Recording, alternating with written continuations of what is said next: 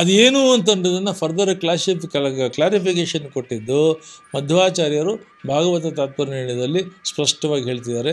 ಅದು ಏನು ಅಂತಂತಂದರೆ, ಸ ತಾಟಕಾಚುರ್ವಶಿ ಸಂಪ್ರವಿಶ್ವ ಕೃಷ್ಣಾವಧ್ಯಾನ್ಯರಿಯಂ ಸಂಜಗಾಮ ಸ ತೂರ್ವಶಿ ಕೃಷ್ಣ ಭಕ್ತಸ್ಥನೇನ ಪೂತಾಸ್ವರ್ಗಂ ರಯೌ ತತ್ಕ್ಷಣೇನ.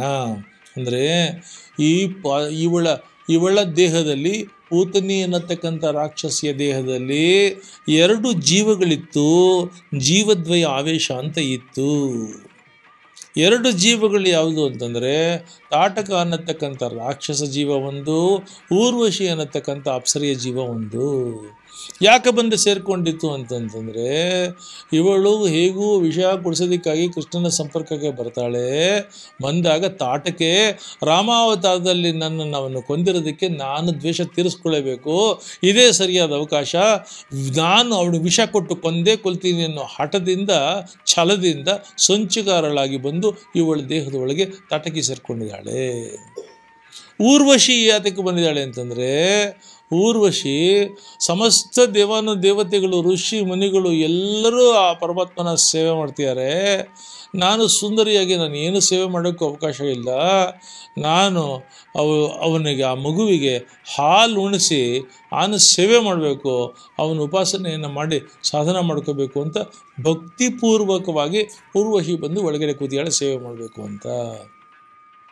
ಅವಳ ದೇಹಕ್ಕೆ ಬೆಂಕಿ ಬಿದ್ದಾಗ ಅವಳ ದೇಹದ ಒಳಗಡೆ ಇರತಕ್ಕಂಥ ತಾಟಕಿ ಅನ್ನತಕ್ಕಂಥವಳು ಅಂಧನ್ ತಮಸ್ಸು ಹೊರಟೋದ್ಲು.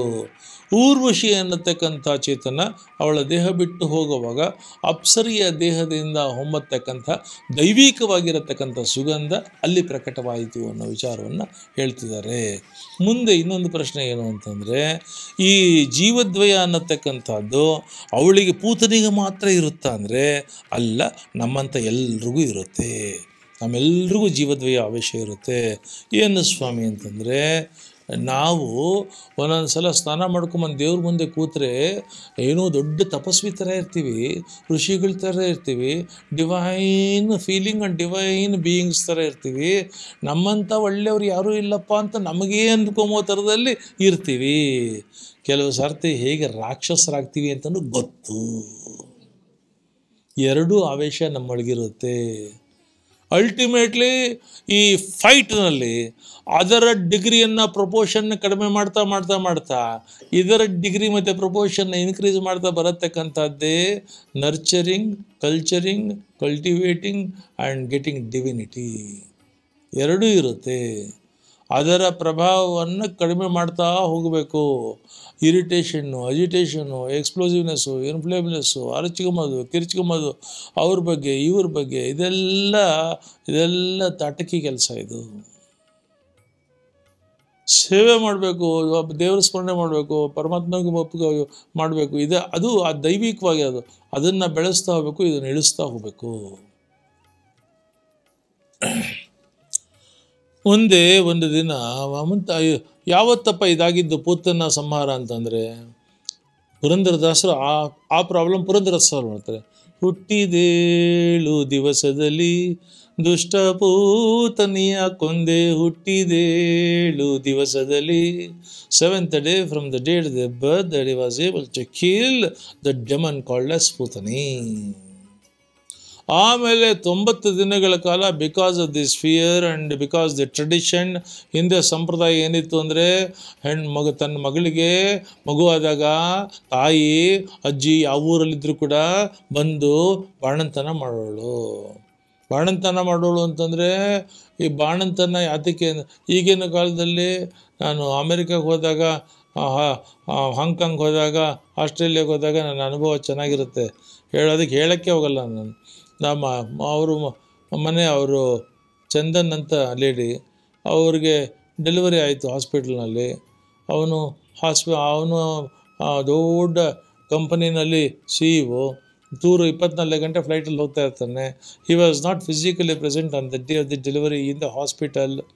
ಆಮೇಲೆ ಇವತ್ತಾಯಿತು, ರಾತ್ರಿನ ಡೆಲಿವರಿ ಡಿಸ್ಚಾರ್ಜ್ ಮಾಡಿದ್ರು, ಮನೆಗೆ ಬಂದು ನೆಕ್ಸ್ಟ್ ಡೇ ಬೆಳಗ್ಗೆ, ಸೆಕೆಂಡ್ ಡೇ ಬೆಳಗ್ಗೆ ಮಗುನ ಹಾಕ್ಕೊಂಡು, ಒಂದು ಬೆಲ್ಟ್ ಬರುತ್ತೆ, ಬೆಲ್ಟಿಗೆ ಮಗುನ ಹಾಕ್ಕೊಂಬಿಟ್ಟು ಆಫೀಸಿಗೆ ಕಾರ್ ಡ್ರೈವ್ ಮಾಡ್ಕೊಂಡು ಹೊರಟ್ರು. ನನಗೆ ಅವ ಸ್ಟಂಡ್ ಅವ ಶಾಕ್ಡ್ ಆಸ್ಕ್ಡ್, ಏನು ರೀ 2ನೇ ದಿನ ಅಲ್ರೇನ್ರಿ, ಇದೆಲ್ಲ ಪಕ್ಕದ ಮನೆಯವರೆಲ್ಲ ಹೆಲ್ಪ್ ಮಾಡಲ್ಲ ನಿಮಗೆ ನಿಮ್ಮ ಅಮ್ಮ ಅಂತ ಬರಲ್ಲ. ನಮ್ಮ ಅಮ್ಮಂಗೆ ವೀಸಾ ರಿಜೆಕ್ಟ್ ಆಗೋಯ್ತು. ಯಾಕೆ ಅಂದೆ. ವೀಸಾ ಅಪ್ಲಿಕೇಶನ್ ತೊಗೊಂಡೋಗಿದ್ರು, ಯಾತಕ್ಕೆ ಅಂತ ಕೇಳಿದರು ನಮ್ಮಮ್ಮನ್ನ. ನನ್ನ ಮಗಳು ಡೆಲಿವರಿ ಆಗುತ್ತೆ, ಬಾಣಂತನ ಮಾಡ್ಸೋಕ್ಕೆ ಹೋಗ್ತೀನಿ ಅಂತ ಹೇಳಿದ್ರಂತೆ. ಅಮೇರಿಕಾದಲ್ಲಿ ಡಾಕ್ಟರ್ಸ್ ಗತಿ ಇಲ್ವಾ, ಹಾಸ್ಪಿಟ್ಲ್ ಇಲ್ವಾ, ಹೋಗಿ ಅಂತ ವಾಪಸ್ ಕಳಿಸಿದ್ರಂತೆ.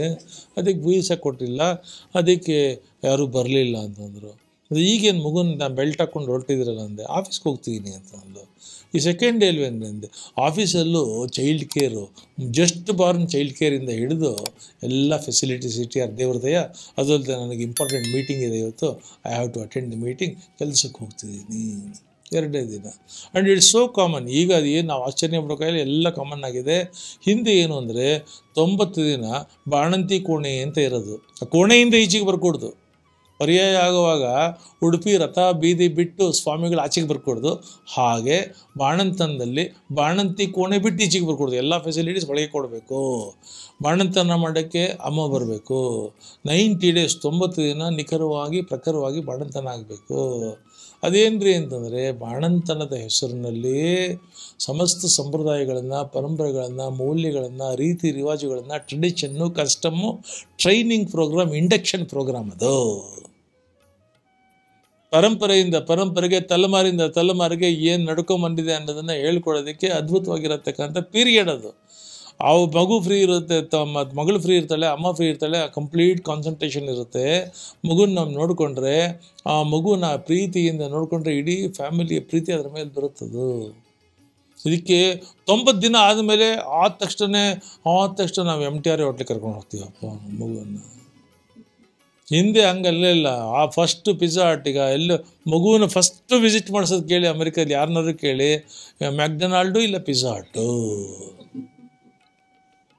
ಕೆಲವರು ಅಲ್ಲೇ ಪಾರ್ಟಿ ಇಟ್ಕೊಂಡ್ಬಿಡ್ತಾರೆ. ಮಗು ಬರ್ಡೇ ಪಾರ್ಟಿ ಅಲ್ಲೇ, ಹುಟ್ಟಿದ ತಕ್ಷಣ ಅಲ್ಲೇ ಕರ್ಕೊಂಡು ಹೋಗೋದು ಡೈರೆಕ್ಟಾಗಿ. ನಮ್ಮಲ್ಲಿ ಇಂಡಿಯಾದಲ್ಲಿ ಫಸ್ಟ್ ಮಗು ಹುಟ್ಟಿದ ತಕ್ಷಣ ಎಲ್ಲಿ ಕರ್ಕೊಂಡು ಹೋಗೋರು, ದೇವಸ್ಥಾನ ಕರ್ಕೊಂಡು ಹೋಗ್ತಾಯಿದ್ರು. ದೇವ್ರ ಮುಂದೆ ಮಗನ ಮಲಗಿಸ್ಬೇಕು, ತೀರ್ಥ ಪ್ರೋಕ್ಷಣೆ ಆಗಬೇಕು, ಸ್ವಸ್ತಿ ವಾಚನ ಆಗಬೇಕು, ಹಿರಿಯ ಆಚಾರ್ಯರ ಆಶೀರ್ವಾದ ಆಗಬೇಕು, ಹಿರಿಯರು ಬಂಧುಗಳು ದೊಡ್ಡವರು ಆತ್ಮೀಯರು ಎಲ್ಲರೂ ಆಶೀರ್ವಾದ ಆಗಬೇಕು ಮಗುಗೆ. ಹೆಣ್ಮಕ್ಳಿಗೆ ಬಾಗನ ಕೊಡಬೇಕು, ಗಂಡಸರಿಗೆ ದೊಡ್ಡವರಿಗೆ ದಾನ ಧರ್ಮಗಳನ್ನು ಕೊಡಬೇಕು. ಇದು ಸೆಲೆಬ್ರೇಷನ್. ಅದು ಇದಕ್ಕೆ ಬಹಿರ್ನಿಷ್ಕ್ರಮಣ ವ್ರತ ಅಂತ ಕರೀತಾ ಇದ್ರು.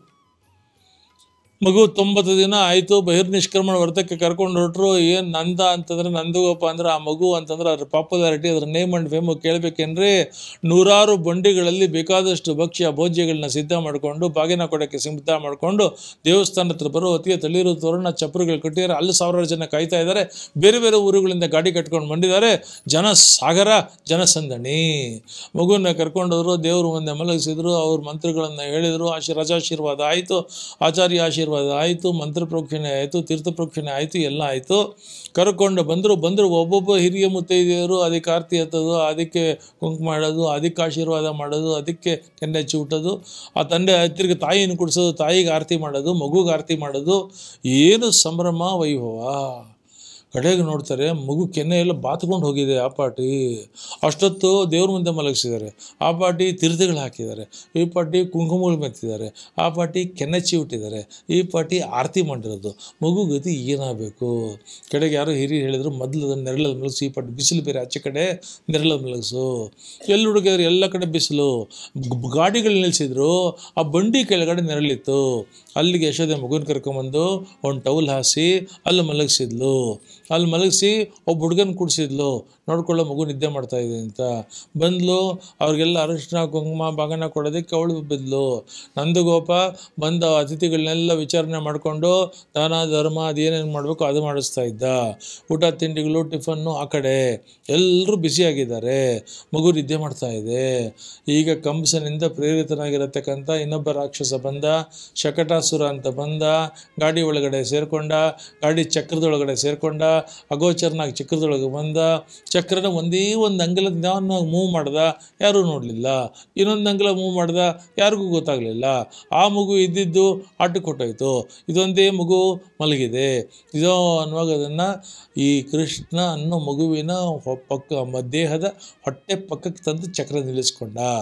ಈಗ ಯೋಚನೆ ಮಾಡ್ತೀಯಾನೆ, ಈ ಚಕ್ರನ ಒಂದೇ ಕ್ಷಣದಲ್ಲಿ ಅಟ್ ಒನ್ ಸ್ಟ್ರೋಕ್ ಆ ಮಗು ಹೊಟ್ಟೆ ಮೇಲೆ ತೊಗೊಂಡೋಗ್ತೀನಿ, ನನ್ನ ರಾಕ್ಷಸ ಶಕ್ತಿಯನ್ನು ಬಿಟ್ಟು ಒತ್ತದೆ ಅಂತಂದರೆ ಹೊಟ್ಟೆ ಕತ್ತರಿಸ್ಕೊಂಡು ಹೊರಟೋಗುತ್ತೆ, ಮಗು ಅಲ್ಲೇ ಪ್ರಾಣ ಹೋಗುತ್ತೆ. ತಕ್ಷಣ ಮೊಬೈಲ್ ಮಾಡ್ತೀನಿ ಕಂಸನಿಗೆ, ಅವನು ಅವಾರ್ಡ್ ರೆಡಿ ಮಾಡ್ಕೊಳ್ತಾನೆ. ಎಲ್ರಿಗೂ ಅದೇ ಚಿಂತೆ. ಸರಿ, ಹೊಟ್ಟೆ ಪಕ್ಕ ಚಕ್ರ ಬಂದಿದೆ, ಯಾರಿಗೂ ಈ ಕಡೆ ಗಮನ ಇಲ್ಲ, ಮಗು ನಿದ್ದೆ ಮಾಡ್ತೀವಿ ಅಂತ ಎಲ್ಲ ಅವರವ್ರ ಕೆಲಸದಲ್ಲಿ ಅವರು ಮಗ್ನರಾಗಿದ್ದಾರೆ. ನಿಧಾನವಾಗಿ ಮಗು ಸಣ್ಣ ಕಣ್ಣು ತೆಗೀತು. ಕಣ್ಣು ತೆಗೆದು ನಿಧಾನವಾಗಿ ಎಡಗಾಲು ಮೇಲಕ್ಕೆತ್ತು, ಸ್ವಲ್ಪ ಮೇಲಕ್ಕೆತ್ತಿತು. ಎಡಗಾಲು ಸ್ವಲ್ಪ ಮೇಲಕ್ಕೆತ್ತಿ ಎಡಗಾಲಿನ 5 ಪುಟಾಣಿ ಬೆರಳು, 90 ದಿನದ ಮಗು ಒಂದು ಪುಟಾಣಿ ಬೆರಳುಗಳು, ಅದರಲ್ಲಿ ಪುಟಾಣಿ ಬೆರಳು ಕಿರುಬೆರಳು, ಆ ಕಿರುಬೆರಳಿನ ಕೊನೆ, ಆ ಕೊನೆಯ ಮೊನೆ, ಆ ಪುಟಾಣಿ ಕಾಲಿನ ಪುಟಾಣಿ ಪಾದದ ಪುಟಾಣಿ ಬೆರಳು ಕಿರುಬೆರಳಿನ ಕೊನೆಯ ಮೊನೆಯಿಂದ ಸುಮ್ಮನೆ ಆ ಚಕ್ರಕ್ಕೆ ಒಂದು ಟಚ್ ಕೊಡ್ತು. ಕೊಟ್ಟ ಮರುಕ್ಷಣದಲ್ಲಿ ಹೇಗೆ ಆ ಜ್ವಾಲ ಮುಲ್ಕಾಪಾತ ಹೋದಂಗೆ ದೊಡ್ಡ ಒಂದು ರಾಕೆಟ್ ಹೇಗೆ ಹೋಗುತ್ತೋ ಹಾಗೆ ಇಡೀ ಚಕ್ರ ಅಷ್ಟೇ ಅಲ್ಲ, ಇಡೀ ಗಾಡಿ ಎಲ್ಲ ಲಗೇಜ್, ಗಾಡಿ ಒಳಗಿದೆ ಲಗೇಜ್ ಸಹಿತವಾಗಿ ಗಾಡಿ ಮೇಲಕ್ಕೆ ಹೋಗಿ ಆಕಾಶದಿಂದ ಹಾಗೆ ಬಂದು ಡಬ್ಬಂತ ಬಿತ್ತು ಬೀಳುವಾಗ ರಾಕ್ಷಸನ ದೇಹ, ಈ ಟೆರರಿಸ್ಟ್ ದೇಹ ಚೂರು ಚೂರಾಗೋಗುತ್ತಲ್ಲ ಹಾಗಾಗಿತ್ತು. ಈಗ ಬಂದು ಮೊದಲು ಆ ಮಗುವನ್ನು ಹಿಡ್ಕೊಂಡು ಬಂದು ಮಗುವಿಗೆ ಮತ್ತೆ ಎಲ್ಲ ಆಶೀರ್ವಾದಗಳು ಮಾಡಿ ರಕ್ಷಾಸ್ತತ್ರವನ್ನು ಹೇಳಿ ಏನಾಗುತ್ತಾ ಇದೆಯಪ್ಪ ಹೀಗಾಗೋಯ್ತಲ್ಲ ಅಂತಂದು ಆವಾಗ ಅಂದ್ಕೊಳ್ತಾಳೆ, ಒಂದು ಚೂರು ನನ್ನ ಮಗುನ ಮನೆಯಿಂದ ಆಚೆ ಕಳಿಸೋದಿಲ್ಲ ಅಂತಕೊಂಡು ಮನೆಯೊಳಗೆ ಇಟ್ಕೊಂಡಿದ್ಲು. ಒಂದಿನ ಹೀಗೆ ಮನೆ ಕೆಲಸ ಮಾಡಿಕೊಂಡು ನೆಲದ ಮೇಲೆ ಮಗುನ ಮಲಗಿಸಿ ದೇವ್ರನ್ನ ಧ್ಯಾನ ಮಾಡಿಸ್ತಾ ಮನೆ ಕೆಲಸ ಎಲ್ಲ ಮಾಡಿಕೊಂಡ್ಲು. ಆಮೇಲೆ ಅಳಕ್ಕೆ ಪ್ರಾರಂಭ ಮಾಡ್ತು. ಬಂದು ಮಗುನ ಎತ್ತಿಕೊಂಡ್ಲು. ವಿಪರೀತ ಭಾರ ಅನ್ನಿಸ್ತು. ಆ ಪಾಟಿ ಭಾರ ಯಾವತ್ತೂ ಇರಲಿಲ್ಲಪ್ಪ ಅಂತ ಅನ್ನಿಸ್ತು. ಮಗು ಎಷ್ಟೇ ಟೊಣಪಾಗಲಿ ಎಷ್ಟೇ ದಡಿ ಆಗಲಿ ತಾಯಿಗೆ ಮಾತ್ರ ಭಾರ ಇರಲ್ಲ, ತಾಯಿ ಎತ್ಕೊಳ್ಳುತ್ತೆ ಪಾಪ. ಅದು ಈ ಫಸ್ಟ್ ಟೈಮು ಅವಳಿಗೆ ಯಶೋದೆ ಕೈಯಲ್ಲಿ ಎತ್ತಕ್ಕಾಗ್ತಾಯಿಲ್ಲ, ವಿಪರೀತ ಭಾರ ಆಗ್ತಾಯಿಲ್ಲ. ಕಡೆಗೆ ತಿರ್ಗಾ ಕೂಡಿಸಿದ್ಲು. ಅಷ್ಟೊತ್ತಿಗೆ ಹಾಲು ಒಗ್ಗದಾಯಿತು. ಅಡುಗೆ ಮನೆ ನೋಡ್ಕೊಂಬರೋಣ ಅಂತ ಹೋದ್ಲು. ಗಾಳಿ ಬಂತು. ಹೇಗೆ ಬಂತು ಅಂದರೆ ಕಿಟಕಿ ಬಾಗಿಲನ್ನು ಒಡ್ಕೊಂಡು ಗಾಳಿ ಬಂತು. ಬಿರುಗಾಳಿ ಆಯಿತು. ಬಿರುಗಾಳಿ ಬಂದಿದ್ದಲ್ಲ ಸುಂಟ್ರ ಗಾಳಿ ಆಯಿತು. ಸುಂಟ್ರ ಗಾಳಿ ಇಲ್ಲ, ಚಂಡಮಾರುತ ಆಯಿತು. ಇಡೀ ಊರಿ ಚಾವಣಿಗಳನ್ನು ಎತ್ಕೊಂಡು ಹೋಗತಕ್ಕಂಥ ಎಲೆಗಳನ್ನು ಎತ್ಕೊಂಡೋಗ ಮನುಷ್ಯನ ಎತ್ಕೊಂಡು ಹೋಗತಕ್ಕಂಥ ರೀತಿಯಲ್ಲಿ ಗಾಳಿ ಬಂದಿದೆ. ಆ ಧೂಳು, ಆ ಗಾಳಿ ಯಾರೂ ಕಣ್ಣು ಬಿಡೋಕ್ಕಾಗ್ತಾ ಇಲ್ಲ. ಅಡುಗೆ ಮನೆಯ ಒಂದು ದೊಡ್ಡ ಸರಳನ್ನು ಕಬ್ಬಣ ಹಿಡ್ಕೊಂಡು ತಾಯಿ ನಿಂತಿಯಾಳೆ. ಕೃಷ್ಣ ಕೃಷ್ಣ ಕೃಷ್ಣ ಅಂತ ಕೂಗುತ್ತಾ ಇದ್ದಾಳೆ. ಯಾರು ಗೋಪಿಯರು ಯಾರು ಮನೆಯಿಂದ ಬರೋಕ್ಕಾಗ್ತಾ ಇಲ್ಲ. ಹೆಜ್ಜೆ ಇಟ್ಟರೆ ಗಾಳಿಪಟ ಹತ್ರ ಹೊರಟೋಗ್ತಾ ಅಂಥ ಗಾಳಿ, ಕೆಟ್ಟ ಪ್ರಚಂಡ ಗಾಳಿ. ಆಗ ಏನಂತಂದ್ರೆ ಮಗುನ ಯಾರೋ ಮುಟ್ಟದಂಗೆ ಆಯಿತು. ಋಣಾವರ್ತ ಅಂತ ಒಬ್ಬ ರಾಕ್ಷಸ ಬಂದಿದ್ದ. ಆ ರಾಕ್ಷಸ ಗಾಳಿ ರೂಪದಲ್ಲಿ ಬಂದ, ಚಂಡಮಾರುತವಾಗಿ ಬಂದ. ಆ ಮಗುವನ್ನು ಎತ್ಕೊಂಡ ಆಕಾಶದಲ್ಲಿ ಗಾಳಿಪತ್ರ ಹತ್ರ ತೊಗೊಂಡು ಹೊರಟದ. ಅವನೇನು ಅಂತಂದರೆ ಆಕಾಶಕ್ಕೆ ಮೇಲಕ್ಕೆ ತೊಗೊಂಡೋಗಿ ಮಗುವಿನ 2 ಕುತ್ತಿಗೆ ಕೈ ಹಾಕಿ ಯಾವುದನ್ನು ಸ್ಕ್ವೀಸ್ ಮಾಡಿದರೆ ಕತ್ತು ಹಿಚಕ್ಕೆ ಬಿಟ್ಟು ಮಗುನ ಕೊಂದು ಹಾಕಿ ಕೆಳಗಡೆ ಹಾಕಿ ಅದರ ಮೇಲೆ ರಾಕ್ಷಸ ಅಷ್ಟಶಕ್ತಿಯಿಂದ ಬಿತ್ತು ಅಂತಂದರೆ ನುಚ್ಚು ನೂರಾಗುತ್ತೆ, ಗುಜ್ಜಗೂರಾಗುತ್ತೆ. ಇದು ಪ್ಲ್ಯಾನು. ಮೇಲಕ್ಕೆ ಹೋಗುತ್ತಾ ಇರೋವಾಗ ರಾಕ್ಷಸ ಅಮ್ಮನ ಸೊಂಟದಲ್ಲಿದ್ದಾಗಲೇ ದಡಿಯಾಗಿದ್ದ. ಅಮ್ಮನ ತಡೆಯಕ್ಕಾಗದೇ ಇರೋ ಭಾರ ಆಗಿದ್ದ. ಈಗ ಎತ್ಕೊಂಡು ಹೋಗ್ತಾ ಎಂಥ ಭಾರ ಅಂತಂದರೆ ವಿಚಿತ್ರ ಭಾರ ಆಗಿ ತಡೆಯೋಕ್ಕಾಗದ ಭಾರ ಆಗಿ ಕಡೆಗೆ ಆ ಮಗುವಿನ 2 ಕೈ ಎಂಥ ಭಾರ ಅಂದರೆ ಅದೇ ಮಿನಿ ಮೌಂಟೇನ್ ಥರ ಆಗಿ 2 ಕೈಗಳು ರಾಕ್ಷಸನ ಕುತ್ತಿಗೆ ಹಿಡ್ಕೊಂಡು ರಾಕ್ಷಸನ ಕುತ್ತಿಗೆ ಹಿಡ್ಕೊಳ್ತು. ರಾಕ್ಷಸನ ಕುತ್ತಿಗೆಯನ್ನು ಹಿಚಕಿತು. ಆ ಮಗುವಿನ 2 ಪರ್ವತ ಗಾತ್ರದ 2 ಕೈಗಳು ಮಗುವಿನ ಕುತ್ತಿಗೆಯನ್ನು ಹಿಚಕಿದ ಮರುಕ್ಷಣದಲ್ಲಿ ರಾಕ್ಷಸ ಕೆಳಗಡೆ ಹೇಗೆ ಬಿದ್ದ ಅಂದರೆ ನುಚ್ಚುನೂರಾಗಿ ಬಿದ್ದ. ರಾಕ್ಷಸನ ಮೇಲೆ ಮಗು ಆರಾಮಾಗಿ ಸೋಫಾ ಮೇಲೆ ಬಂದಾಗ ಬಂತು. ಆಗ ಅಲ್ಲಿರತಕ್ಕಂಥವ್ರು ಗಾಳಿ ಕಮ್ಮಿ ಆಯಿತು, ಓಡಿ ಬಂದರೆ ಕಿಲ ನಗುತ್ತಾ ಇದೆ ಆ ಮಗು. ಅವನ ರಾಕ್ಷಸ ದೇಹದ ಮೇಲುಗಡೆ ಮಗುವನ್ನು ಎತ್ಕೊಂಡು ಬಂದು ಯಶೋದೆಗೆ ಕೊಟ್ಟರು. ನಂದ ಬಂದ ಕಡೆಗೆ ಯಶೋದೆ ಹೇಳ್ತಾಳೆ, ಯಾವ ದೇವರಿಗೆ ಪೂಜೆ ಮಾಡಿದ್ವೋ ಏನೋ ಇಂಥ ಬಿರುಗಾಳಿನೆಲ್ಲ ಪ್ರಚಂಡ ಬಿರುಗಾಳಿನಲ್ಲೂ ನಮ್ಮ ಮಗು ಉಳ್ಕೊಳ್ತಪ್ಪ ಅಂತ. ಏನೀಗ ಮಗು ನಿಧಾನವಾಗಿ ಹೊಸಲು ದಾಟಕ್ಕೆ ಪ್ರಾರಂಭ ಮಾಡಿತು. ಹೊಸಲು ದಾಟಿತು. ಅಡುಗೆ ಮನೆಗೆ ಹೋಗೋದು, ದೇವ್ರ ಮನೆಗೆ ಹೋಗೋದು, ಬಚ್ಚದ ಮನೆಗೆ ಹೋಗೋದು, ಮನೆ ಒಳಗೆಲ್ಲ ಈಜಾಟ. ಅಂಬೆಗಾಲಿಟ್ಟಿಗೆ ಪ್ರಾರಂಭವಾಯಿತು. ಅಂಬೆಗಾಲಿ ಕೂತಲಿ ಬಂದ ಗೋವಿಂದ. ಕೃಷ್ಣಂಗೆ 4 ಹಲ್ಲು ಬೇರೆ ಬಂದು ಸೇರ್ಕೊಳ್ತು. ಅಂಬೆಗಾಲಿಟ್ರು ನಿಧಾನವಾಗಿ ಇಟ್ಕೊಂಡು ಬರುತ್ತೆ. ಅದ್ರ ಮುಂದೆ ಸ್ವಲ್ಪ ದೊಡ್ಡವನು ಬಲರಾಮ, ಅವನು ದೊಡ್ಡ ದೊಡ್ಡ ಒಳ್ಳೆ ಹಸು ಥರ, ಅವನು ಕರು ಥರ ಕೃಷ್ಣ. ಅಂಬಾ ಅಂತ ಬಲರಾಮ ಅನ್ಬೇಕು. ಇದು ಪುಟ್ಟದ ಮನೇಲಿ ಅಂಬೆ ಅಂತ ಇವನು ಹೋಗ್ತಾ ಇರ್ಬೇಕು ಹಿಂದೆ. ಇವರಿಬ್ಬರು ಇಷ್ಟು ಚೆನ್ನಾಗಿ ಆಟ ಆಡ್ಕೊಂಡಿಯಾರಲ್ಲ ಅಂತ ಊರಿನ ಹೆಣ್ಣು ಮಕ್ಕಳುಗಳೆಲ್ಲ ಇವನ ಹೊರಗೆ ವಯಸ್ಸಿನ ಮಕ್ಕಳು ಯಾರು ಇದ್ರು, ಶಂಕು ಇದ್ದ, ವಿನೋದ ಇದ್ದ, ಸುಧಾಮ ಇದ್ದ, ವೈಭವ ಇದ್ದ, ಬೃಂದ, ರಾಧೆ ಎಲ್ಲರನ್ನೂ ಕರ್ಕೊಂಬಂದುಬಿಡ್ಬೇಕು. ಇವರೆಲ್ಲರೂ ಚಪ್ಪಾಳೆ ಹೊಡೆಯೋದು, ಅಳೋದು, ನಗೋದು, ಅಬ್ರ ಆರ್ಭಟ ಹೊಡೆಯೋದು, ಏನು ಖುಷಿಯೋ ಖುಷಿ. ಎಲ್ಲ ಅಂಬೆಗಾಲಿಟ್ಕೊಂಡು ಮೊಣಕಾಲುಗಳೆಲ್ಲರದು ಧೂಳು, ಮೈಯೆಲ್ಲ ಬೂದು ಬಣ್ಣ ಎಲ್ಲ ಓಡೋದು, ಅಟ್ಟಿಸ್ಕೊಂಡು ಹೋಗೋದು, ನಗೋದು, ಕಲಕಲ ಕಿಲಿಕಿಲ ಚಿಲಿಪಿಲಿ. ಏನು ಅದಕ್ಕೆ ಕರೀತಾರೆ ನಂದಗೋಕುಲ ಅಂತ ಕರೆಯೋದು ಅದನ್ನು. ಮನೆ ನಂದಗೋಕುಲ ಆಗಬೇಕ್ರಿ, ತುಂಬ ಕ್ಲೀನಾಗಿದೆ, ಡಿಸೆಂಟಾಗಿದೆ, ನಮ್ಮ ಮನೆ ಬನ್ನಿರಿ ಅಂತಾರೆ. ಯಾರ್ಯಾರಿದ್ದೀರ? ನಾನು ನನ್ನ ಹೆಂಡ್ತಿ ಇಬ್ಬರೇ. ಮನೆ ನಂದಗೋಕುಲ ಥರ ನಳನಳಿಸ್ತಾ ಇರ್ಬೇಕ್ರಿ ಅದು. ಈಗೆಲ್ಲ ಹೆಣ್ಮಕ್ಳು ಬರೋರು ಕೃಷ್ಣನಿಗೆ ಮೊದಲು ಮೊಸರು ಕೊಡ್ತಾಯಿದ್ರು, ಹಾಲು ಕೊಡ್ತಾಯಿದ್ರು, ಬಿಸಿ ಹಾಲು ಕೊಡ್ತಾಯಿದ್ರು. ಈಗ ಅವನಿಗೆ ಸ್ವಲ್ಪ ಯಶೋದೆ ಮೊಸರು ಕಡಿತಾ ಕಡಿತಾ ಪುಟಾಣಿ ಬೆಣ್ಣೆ ಬರೋದು, ಬೆಣ್ಣೆ ತೆಗೆದು ಆಗ್ತಾನೆ ತಾಜಾ ಬೆಣ್ಣೆ ತೆಗೆದು ಅವನಿಗೆ ಬಾಯಿಗಿಡೋಳು.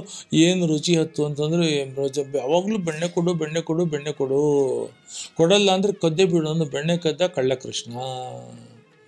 ಏನೋ ಬೆಣ್ಣೆ ಅಂತಂದರೆ ಎಲ್ರಿಗೂ ಗೊತ್ತಾಯಿತು. ನಮ್ಮನೆ ಬೆಣ್ಣೆ ತೊಗೊಳ್ಳೋ, ನಮ್ಮನೆ ಬೆಣ್ಣೆ ತೊಗೊಳ್ಳೋ, ಎಲ್ಲ ಬೆಣ್ಣೆ ತೊಗೊಂಬಂದು ಕೊಡೋರು.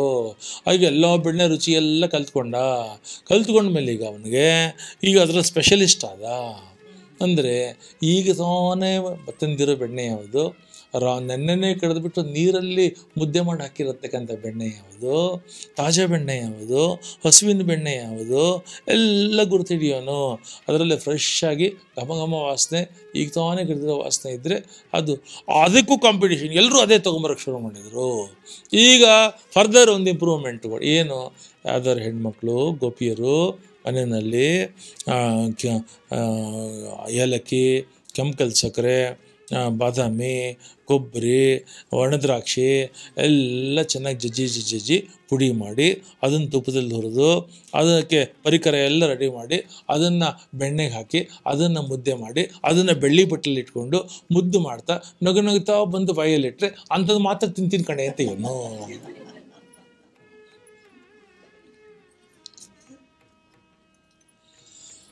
ಒಂದು ಸರ್ತಿಯಲ್ಲ 2 ಸರ್ತಿಯಲ್ಲಿ ಎಷ್ಟು ಉಂಡೆ ಆಗಲಿ, ಬೆಣ್ಣೆ ಉಂಡೆ ಅಂತಂದರೆ ಕೃಷ್ಣಂಗೆ ಮಾತ್ರ ಸಂಕೋಚ ಇಲ್ಲ, ನಾಚಿಕೆ ಇಲ್ಲ, ಆರಾಮಾಗಿ ತಿನ್ಕೊಂಡಿರ್ತಾ ಇದ್ದ. ಕಡೆಗೆ ಅವನ ಹೆಸರು ಕೃಷ್ಣ ಅಂತ ಇದ್ದಿದ್ದು, ಇದು ಬೆಣ್ಣೆ ಕೃಷ್ಣ ಬೆಣ್ಣೆ ಕೃಷ್ಣ ಬೆಣ್ಣೆ ಕೃಷ್ಣ ಬೆಣ್ಣೆ ಕೃಷ್ಣ. ಅದನ್ನು ಕಳ್ತನ ಮಾಡೋಕ್ಕೆ ಹೋಗಿ ಕಳ್ಳ ಕೃಷ್ಣ ಬೆಣ್ಣೆ ಕದ್ದ ನಮ್ಮ ಕೃಷ್ಣ ಕೂತ್ಕೊಂಡ, ನವನೀತ ಚೋರ ಅಂತ ಡಿಗ್ನಿಫೈಡ್ ಆಗಿದ್ರೆ ಕರೆದ್ರು. ಅವನು ಇನ್ನೊಂದು ನ್ಯೂಸ್ ಬಂತು. ಏನು ನ್ಯೂಸ್ ಅಂತಂದರೆ, ಫಸ್ಟು ಯಾರು ಮನೆಯಲ್ಲಿ ಅವನಿಗೆ ಬೆಣ್ಣೆ ತಿನ್ನಿಸ್ತಾರೋ ಅವ್ರ ಮನೇಲಿ ಕರೆದಿರತಕ್ಕಂಥ ಹಾಲು, ಮೊಸರು, ಬೆಣ್ಣೆ, ತುಪ್ಪ ಎಲ್ಲವನ್ನು ಮಧುರಾ ನಗರದಲ್ಲಿ ಗ್ರಾಹಕರು ತುಂಬ ಹೆಚ್ಚು ದುಡ್ಡು ಕೊಟ್ಟು ಪರ್ಚೇಸ್ ಮಾಡ್ತಾರೆ, ಒಳ್ಳೆ ಲಾಭ ಬರುತ್ತೆ ಅಂತ ರೂಮರ್ ಬಂತು. ಇನ್ನು ಯಶೋಧ ಮಲಗಿರೋವಾಗಲೇ 4:04ವರೆಗೆ ಗೋಪಿಯರು ಬರೋರು, ಬಂದು ಹಿಂದುಗಡೆಯಿಂದ ಬರೋರು, ಹಿತ್ತಲು ತಡಕೆ ತೆಗಿಯೋರು, ಒಳಗಡೆ ಸದ್ದಿಲ್ಲದೆ ಬರೋರು, ಮಲಗಿರತಕ್ಕಂಥ ಕೃಷ್ಣನಿಗೆ ಫಸ್ಟ್ ಬಾಯಿ ಮುಚ್ಚೋರು. ಅಳ್ಕೊಡ್ದಲ್ಲ ಅವನು ಬಾಯಿ ಮುಚ್ಚಿ ಹಾಕ್ಕೊಂಡು ಹಿಂದುಗಡೆಯಿಂದ ಎತ್ಕೊಂಡು ಮನೆಗೆ ಹೈಜಾಕ್ ಮಾಡ್ಕೊಂಡು ಹೋಗಿ ಮೊದಲು ಫ್ರೆಶ್ ಬೆಣ್ಣೆ ತೆಗೆದಿರೋರು ಬೆಣ್ಣೆನ ಬಾಯಿಗಿಟ್ಟು ಸದ್ಯ ಗೆದ್ದೆ ಅನ್ನೋರು. ಅವನು ಒಂದು ಕಿರ್ಚ್ಕೊಂಬನು, ಪಕ್ಕದ ಮನೆಗೆ ಗೊತ್ತಾಗೋದು ಕೃಷ್ಣ ಬಂದಿದ್ದಾನೆ ಅಂತ. ಅವಳು ಓಡಿ ಬಂದು ಅವನ್ನ ಕಿತ್ಕೊಂಡು ಮನೆಗೆ ಹೋಗಿ ಬೆಣ್ಣೆ ಕೊಡೋದು, ಪಕ್ಕದ ಮನೆಯೊಳಗೆ ಬರೋದು ಬೆಣ್ಣೆ ಕೊಡೋದು. ಸೊಂಟದಿಂದ ಸೊಂಟಕ್ಕೆ, ಹೆಂಗಸರಿಂದ ಹೆಂಗಸರಿಗೆ ಕೃಷ್ಣ ಬೆಣ್ಣೆ ಪ್ರೊಸಿಷನ್ನೇ ಒಂದು. ಬೆಣ್ಣೆ ಕೃಷ್ಣ ಆದ, ಜನಪ್ರಿಯ ಕೃಷ್ಣ ಆದ, ಗೋಷ್ಠಿ ಪ್ರಿಯ ಕೃಷ್ಣ ಆದ, ಸಮೂಹ ಪ್ರಿಯ ಕೃಷ್ಣ ಆದ. ಆಮೇಲೆ ಕೆಲವರೆಲ್ಲ ನಿನಗೆ ನೋಡೋ ಅವ್ರು ಬೆಣ್ಣೆ ತಿನ್ನಿಸೋದು ಮುಖ್ಯ ಅಲ್ಲ, ಬಂಗಾರದ ಬಟ್ಟಲಿನಲ್ಲಿ ತಿನ್ನಿಸ್ತೀವಿ ನಾವು. ಈಗ ಊರಿನಲ್ಲಿ ಬಂಗಾರದ ಬಟ್ಟಲು ಕಾಂಪಿಟೇಷನ್ ಸ್ಟಾರ್ಟ್ ಆಯಿತು. ಬಂಗಾರದ ಬಟ್ಟಲಿನಲ್ಲಿ ಹಾಕ್ಕೊಂಡು ಮಗುವನ್ನು ಕರೆದು ಪೈಪೋಟಿನಲ್ಲಿ ತೊಗೊಂಬೋದು. ಈಗ ಇನ್ನೊಂದು ರೂಮರ್ ಬಂತು, ಅದೇನು ಅಂತಂದರೆ, ಯಾರ ಮನೆಯಲ್ಲಿ ಹೆಚ್ಚಿಗೆ ಬೆಣ್ಣೆ ತಿಂತಾನೋ ಅವ್ರ ಮನೆಯ ಹಸುಗಳು ತುಂಬ ಹೆಚ್ಚು ಹಾಲು ಕೊಡುತ್ತವೆ ಅಂತ. ಅವಾಗ ಹೆಚ್ಚು ಹೆಚ್ಚು ತಿನ್ನಿಸೋದಕ್ಕೆ ಡಿಮ್ಯಾಂಡು. ಎಲ್ಲೋ ಇವನು ಬೆಳಗ್ಗೆ 4 ಗಂಟೆಗೆ ಅವಳು ಫಸ್ಟ್ ಕರ್ಕೊಂಡು ಹೋಗ್ತಾಳೋ, ಅಲ್ಲಿಂದ ಮನೆಯಿಂದ ಮನೆಗೆ ಇವನು ಪ್ರಯಾಣ ಆಗಿ 11 ಗಂಟೆ ಹೊತ್ತಿಗಾಗಲಿ ಎಲ್ಲ ಮನೆ ನೋಡಿರೋನು. 1 ಗಂಟೆ ಆದರೂ ಮನೆಗೆ ಬರ್ತಾ ಇರಲಿಲ್ಲ. ಯಶೋದೆ ಅವಳ ಮನೆ ಕೆಲಸ ಎಲ್ಲ ಮುಗಿಸಿ ಬರಲಿಲ್ಲ ಅಂದ್ಕೊಂಡು ಅವ್ರ ಮನೆ ಇವ್ರ ಮನೆ ಎಲ್ಲ ಹತ್ತಿ ಎಲ್ಲರ ಮನೆ ಮೆಟ್ಲು ಹತ್ತಿ ಇಡೀ ಗೋಕುಲ ಸುತ್ತಿ ಕಡೆಗೆ ಒಂದು ಮನೆಗೆ ಬಂದು, ಏನ್ರಿ ಅಂತಂದರೆ, ಈಗ ತಾನೇ ಬಂದೆ ಕಣೆ ನಿಮ್ಮ ಮಗ, ಈಗ ಬಂದ ಅಷ್ಟೇ ಅಂತಂದರು. ಒಳಗೆ ಬಂದು ಅವನ್ನ ಎತ್ಕೊಂಡು ಮನೆಗೆ ಬಂದರೆ, ಅಮ್ಮ ನೀನು ಬೆಣ್ಣೆ ಕೊಡಲಿಲ್ಲ ಅದಕ್ಕೆ ಅವ್ರ ಜೊತೆ ಹೋದಿ. ಮನೆಗೆ ಬಂದ ತಕ್ಷಣ ಬೆಣ್ಣೆ. ಹೀಗೆ ಕಡೆಗೆ ಎಲ್ಲಿ ಬಲರಾಮಂಗೆ ಅವ್ರಿಗೆಲ್ಲ ಸಿಗ್ತಾನೆ ಇರಲಿಲ್ಲ, ಎಲ್ಲ ಇವನಿಗೆ ಬೆಣ್ಣೆ ಕೊಡೋರು. ಅದಕ್ಕೆ ಬಲರಾಮ ಒಂದು ಐಡಿಯಾ ಮಾಡಿದೆ, ಎಲ್ಲ ಫ್ರೆಂಡ್ಸನ್ನು ಕರ್ಕೊಂಡು ಅವನು ಇಲ್ಲದೆ ಇರುವಾಗ ಗೋಪಿಯವ್ರ ಮನೆಗೆ ಹೋಗಿ, ತುಂಬ ಹಸಿವೆ ಅಂತೆ, ಅವನಿಗೆ ಬೆಣ್ಣೆ ಬೇಕಂತೆ ಕಣೆ ಅಂತ. ಅಯ್ಯೋ ನಮಗೂ ಕೃಷ್ಣಂಗೆ ಬೆಣ್ಣೆನ ಅಂತ ತಗೋ ತಕ್ಷಣ ರೆಡಿ ಮಾಡಿ ಎಲ್ಲ ಬಟ್ಲುಗಳೆಲ್ಲ ಹಾಕಿ ಕೊಡೋಗು ಅಂತಂದರೆ ತೊಗೊಂಬರೋದು, ದೇವಸ್ಥಾನದಿಂದ ಇವ್ರ ಫ್ರೆಂಡ್ಸ್ ಎಲ್ಲ ತಿನ್ನೋದು. ಇನ್ನೂ ಒಂದು ಕಲ್ತ್ರು ಏನು ಅಂತಂದರೆ, ಅವ್ರಿಗೆ ಏನೋ ತಿಂಡಿ, ಒಬ್ಬನಿಗೆ ಚಕ್ಲಿ ಬೇಕು, ಇನ್ನೊಬ್ಬರು ಮುಚ್ಚೋರೆ ಬೇಕು, ಒಬ್ಬನಿಗೆ ಕೋಡುಬಳೆ ಬೇಕು, ಒಬ್ಬನಿಗೆ ಉಂಡೆ ಬೇಕು, ಒಬ್ಬೊಬ್ರಿಗೆ ಒಂದೊಂದು ಬೇಕು. ಕಡೆಗೆ ಏನು ಮಾಡೋ, ಎಲ್ಲ 4 ಜನ 4-5 ಹೆಣ್ಣು ಗಂಗಸರು ಮನೆಗೆ ಹೋಗೋದು. ಕೃಷ್ಣ ತುಂಬ ಹಸಿವಾಗಿ ಮಾಡಿದ್ದಾನೆ, ಆ ಗೋಪುರದ ಹತ್ರ ಕೂತ್ಕೊಂಡಿದ್ದಾನೆ, ಕೋಡುಬಳೆನೇ ಬೇಕಂತೆ ಕಡೆ ಅವನಿಗೆ. ಇನ್ನೊಬ್ಬಳು ಮನೆಗೆ ಚಕ್ಲಿ ಬೇಕಂತ ಅವನಿಗೆ. ಅಯ್ಯೋ ಕೃಷ್ಣ ಕೇಳಿಬಿಟ್ಟ, ಏನು ಕೋಡುಬಳೆ, ಚಕ್ಲಿ, ಮುಚ್ಚೋರೆ, ಉಂಡೆ ಒಂದೊಂದು ಐಟಮ್ಮು ಎಲ್ಲ ತೊಗೊಂಬಂದು ಅಲ್ಲಿ ಬಂದರೆ ಎಲ್ಲ ಕೂತಿರೋರು. ಬಲರಾಮ ಅಷ್ಟೊತ್ತಿಗೆ ಬಲವಂತವಾಗಿ ಹೊಡೆದು ಮಾಡಿ ಕೃಷ್ಣನ ಕರ್ಕೊಂಡು ಸುಮ್ಮನೆ ಕೂತಿರ್ಕೊಂಡು ಪಾಪ ನೋಡು ಕಾಯ್ತಾ ಇದೆ ಮಗು ಅಂತ ಒಂದಷ್ಟು ತಿಂಡಿ ಕೊಟ್ಟರೆ ಕೃಷ್ಣಂಗೆ ಕೊಟ್ಟಂಗೆ ಮಾಡೋದು ಎಲ್ಲ ತಿದ್ದಾಕದ ಫ್ರೆಂಡ್ಸ್ಗಳು. ಇದೇನು ಈ ಪಾಟಿ ಬೆಣ್ಣೆ ಕೃಷ್ಣ ಬೆಣ್ಣೆ ಕಳ್ಳ ನವನೀತ ಚೋರ ಅಂತಾರಲ್ಲ, ವಾಟ್ ಈಸ್ ದಿಸ್ ಅಂತನ್ನತ್ತೆ ಭಾಗವತ ಈ ಪಾಟಿ ಹೇಳೋದಿಲ್ಲ. ಯಾಕ್ರಿ ಬೆಣ್ಣೆ ಕೃಷ್ಣ ಅಂತಾನೆ ಅಂದರೆ, ಮಧ್ವಾಚಾರ್ಯರು ಭಾಗವತ ತಾತ್ಪರ್ಯದಲ್ಲಿ ಇದನ್ನು ಕ್ಲಾರಿಫಿಕೇಶನ್ ಕೊಡ್ತಿದ್ದಾರೆ. ಏನು ಅಂತಂದರೆ, ಕೃಷ್ಣನ ಉಪಾಸನೆ ನೀವು ಭಗವದ್ಗೀತೆಯ ಕೃಷ್ಣನನ್ನು ಉಪಾಸನೆ ಮಾಡ್ಬೋದು, ಕಾಳಿಂಗಂಬರದನ ಕೃಷ್ಣನ ಉಪಾಸನೆ ಮಾಡ್ಬೋದು, ಗೋವರ್ಧನಧಾರಿ ಕೃಷ್ಣನ ಉಪಾಸನೆ ಮಾಡ್ಬೋದು, ಎಲ್ಲ ಥರ ಉಪಾಸನೆ, ದ್ವಾರಕಾಧೀಶನಾಗಿರತಕ್ಕಂಥ ಕೃಷ್ಣನ ಉಪಾಸನೆ ಮಾಡ್ಬೋದು. ಅದೆಲ್ಲ ಅಲ್ಲ, ಬೆಣ್ಣೆ ಕಳ್ಳ ಅಂದ್ಕೊಂಡೇ ನವನೀತ ಚೋರ ಮತ್ತು ಕಳ್ಳ ಅನ್ನತಕ್ಕಂಥ ಹೆಸರಿನಿಂದ ಅವನು ಉಪಾಸನೆ ಮಾಡಿದರೆ, ಇವನು ಬೆಣ್ಣೆ ಕಳ್ಳ ನವನೀತ ಚೋರ ಅನ್ನೋ ಹೆಸರಿನಲ್ಲಿ ಕೃಷ್ಣನ ಉಪಾಸನೆ ಮಾಡಿದರೆ ಏನು ಫಲ ಅನ್ನೋದನ್ನು ಮಧ್ವಾಚಾರ್ಯರು ತೀರ್ಮಾನ ಕೊಟ್ಟಿದ್ದಾರೆ. ಅವ್ರು ಏನು ಹೇಳ್ತಾರೆ ಅಂದರೆ, ಪತಿಸಸ್ಯಾಸ್ಯ ದೇಹಸ್ಯ ಕಾಷ್ಠಾವಿಷ್ಟ ಸಮಸ್ಯೆ ಚ ಫಲಾನಿ ತ್ರೀಣಿ ಶಿಷ್ಯಂತಿ ವಿದ್ಯಾ ಕರ್ಮ ಸುತ ಇತಿ. ಅಂದರೆ ಯಾರು ಕೃಷ್ಣ ಪರಮಾತ್ಮನಿಗೆ ಅಂತ ಬೆಣ್ಣೆಯನ್ನು ತಿನ್ನಿಸಿದ್ದಾರೆ, ಬೆಣ್ಣೆಯನ್ನು ತಯಾರು ಮಾಡಿದ್ದಾರೆ, ಅಥವಾ ಈ ಕಾಲದಲ್ಲೂ ಕೂಡ ಕೃಷ್ಣನಿಗೆ ಅಂತ ಬೆಣ್ಣೆ ನೈವೇದ್ಯಕ್ಕೆ ಇಡ್ತಿದ್ದಾರೆ ಯಾರೋ, ಅಂಥವರ ಬದುಕಿನಲ್ಲಿ, ಅಂಥವರ ಜೀವನ ಅನ್ನತಕ್ಕಂತಹ ಸುಖ ದುಃಖ ಮಿಶ್ರಿತವಾಗಿರತಕ್ಕಂಥ ಜೀವನ ನದಿಯಲ್ಲಿ 3 ಬೆಣ್ಣೆ ಗಡ್ಡೆಗಳು ತಿಳ್ಕೊಂಡು ಬರುತ್ತೆ. ಯಾರು ಕೃಷ್ಣನನ್ನು ಬೆಣ್ಣೆ ಕೃಷ್ಣ ನವನೀತ ಚೋರ ಅನ್ನತಕ್ಕಂಥ ಉಪಾಸನೆ ಮಾಡ್ತಾರೆ, ಅಂಥವರ ಜೀವನ ಅನ್ನತಕ್ಕಂಥ ನದಿನಲ್ಲಿ 3 ಬೆಣ್ಣೆ ಗಡ್ಡೆಗಳು ತೇಲ್ಕೊಂಡು ಬರುತ್ತೆ. ಅದು ಯಾವುದು ಅಂತಂದರೆ, ಫಲಾನಿ ತ್ರೀಣಿ ಶಿಷ್ಯಂತಿ ವಿದ್ಯಾ ಕರ್ಮ ಸುತ ಇತಿ. ಮೊದಲನೇದು ಒಳ್ಳೆ ಜ್ಞಾನ, ಸುಜ್ಞಾನ, ಸಾಧನೆಗೆ ಅನುವಾಗತಕ್ಕಂಥ ಒಳ್ಳೆ ಜ್ಞಾನವನ್ನು ಆ ಬೆಣ್ಣೆ ಕೃಷ್ಣ ಕೊಡ್ತಾನೆ. ಎರಡನೇದು ಸತ್ಕರ್ಮಗಳನ್ನು ಆಚರಣೆ ಮಾಡಿಸ್ತಾನೆ.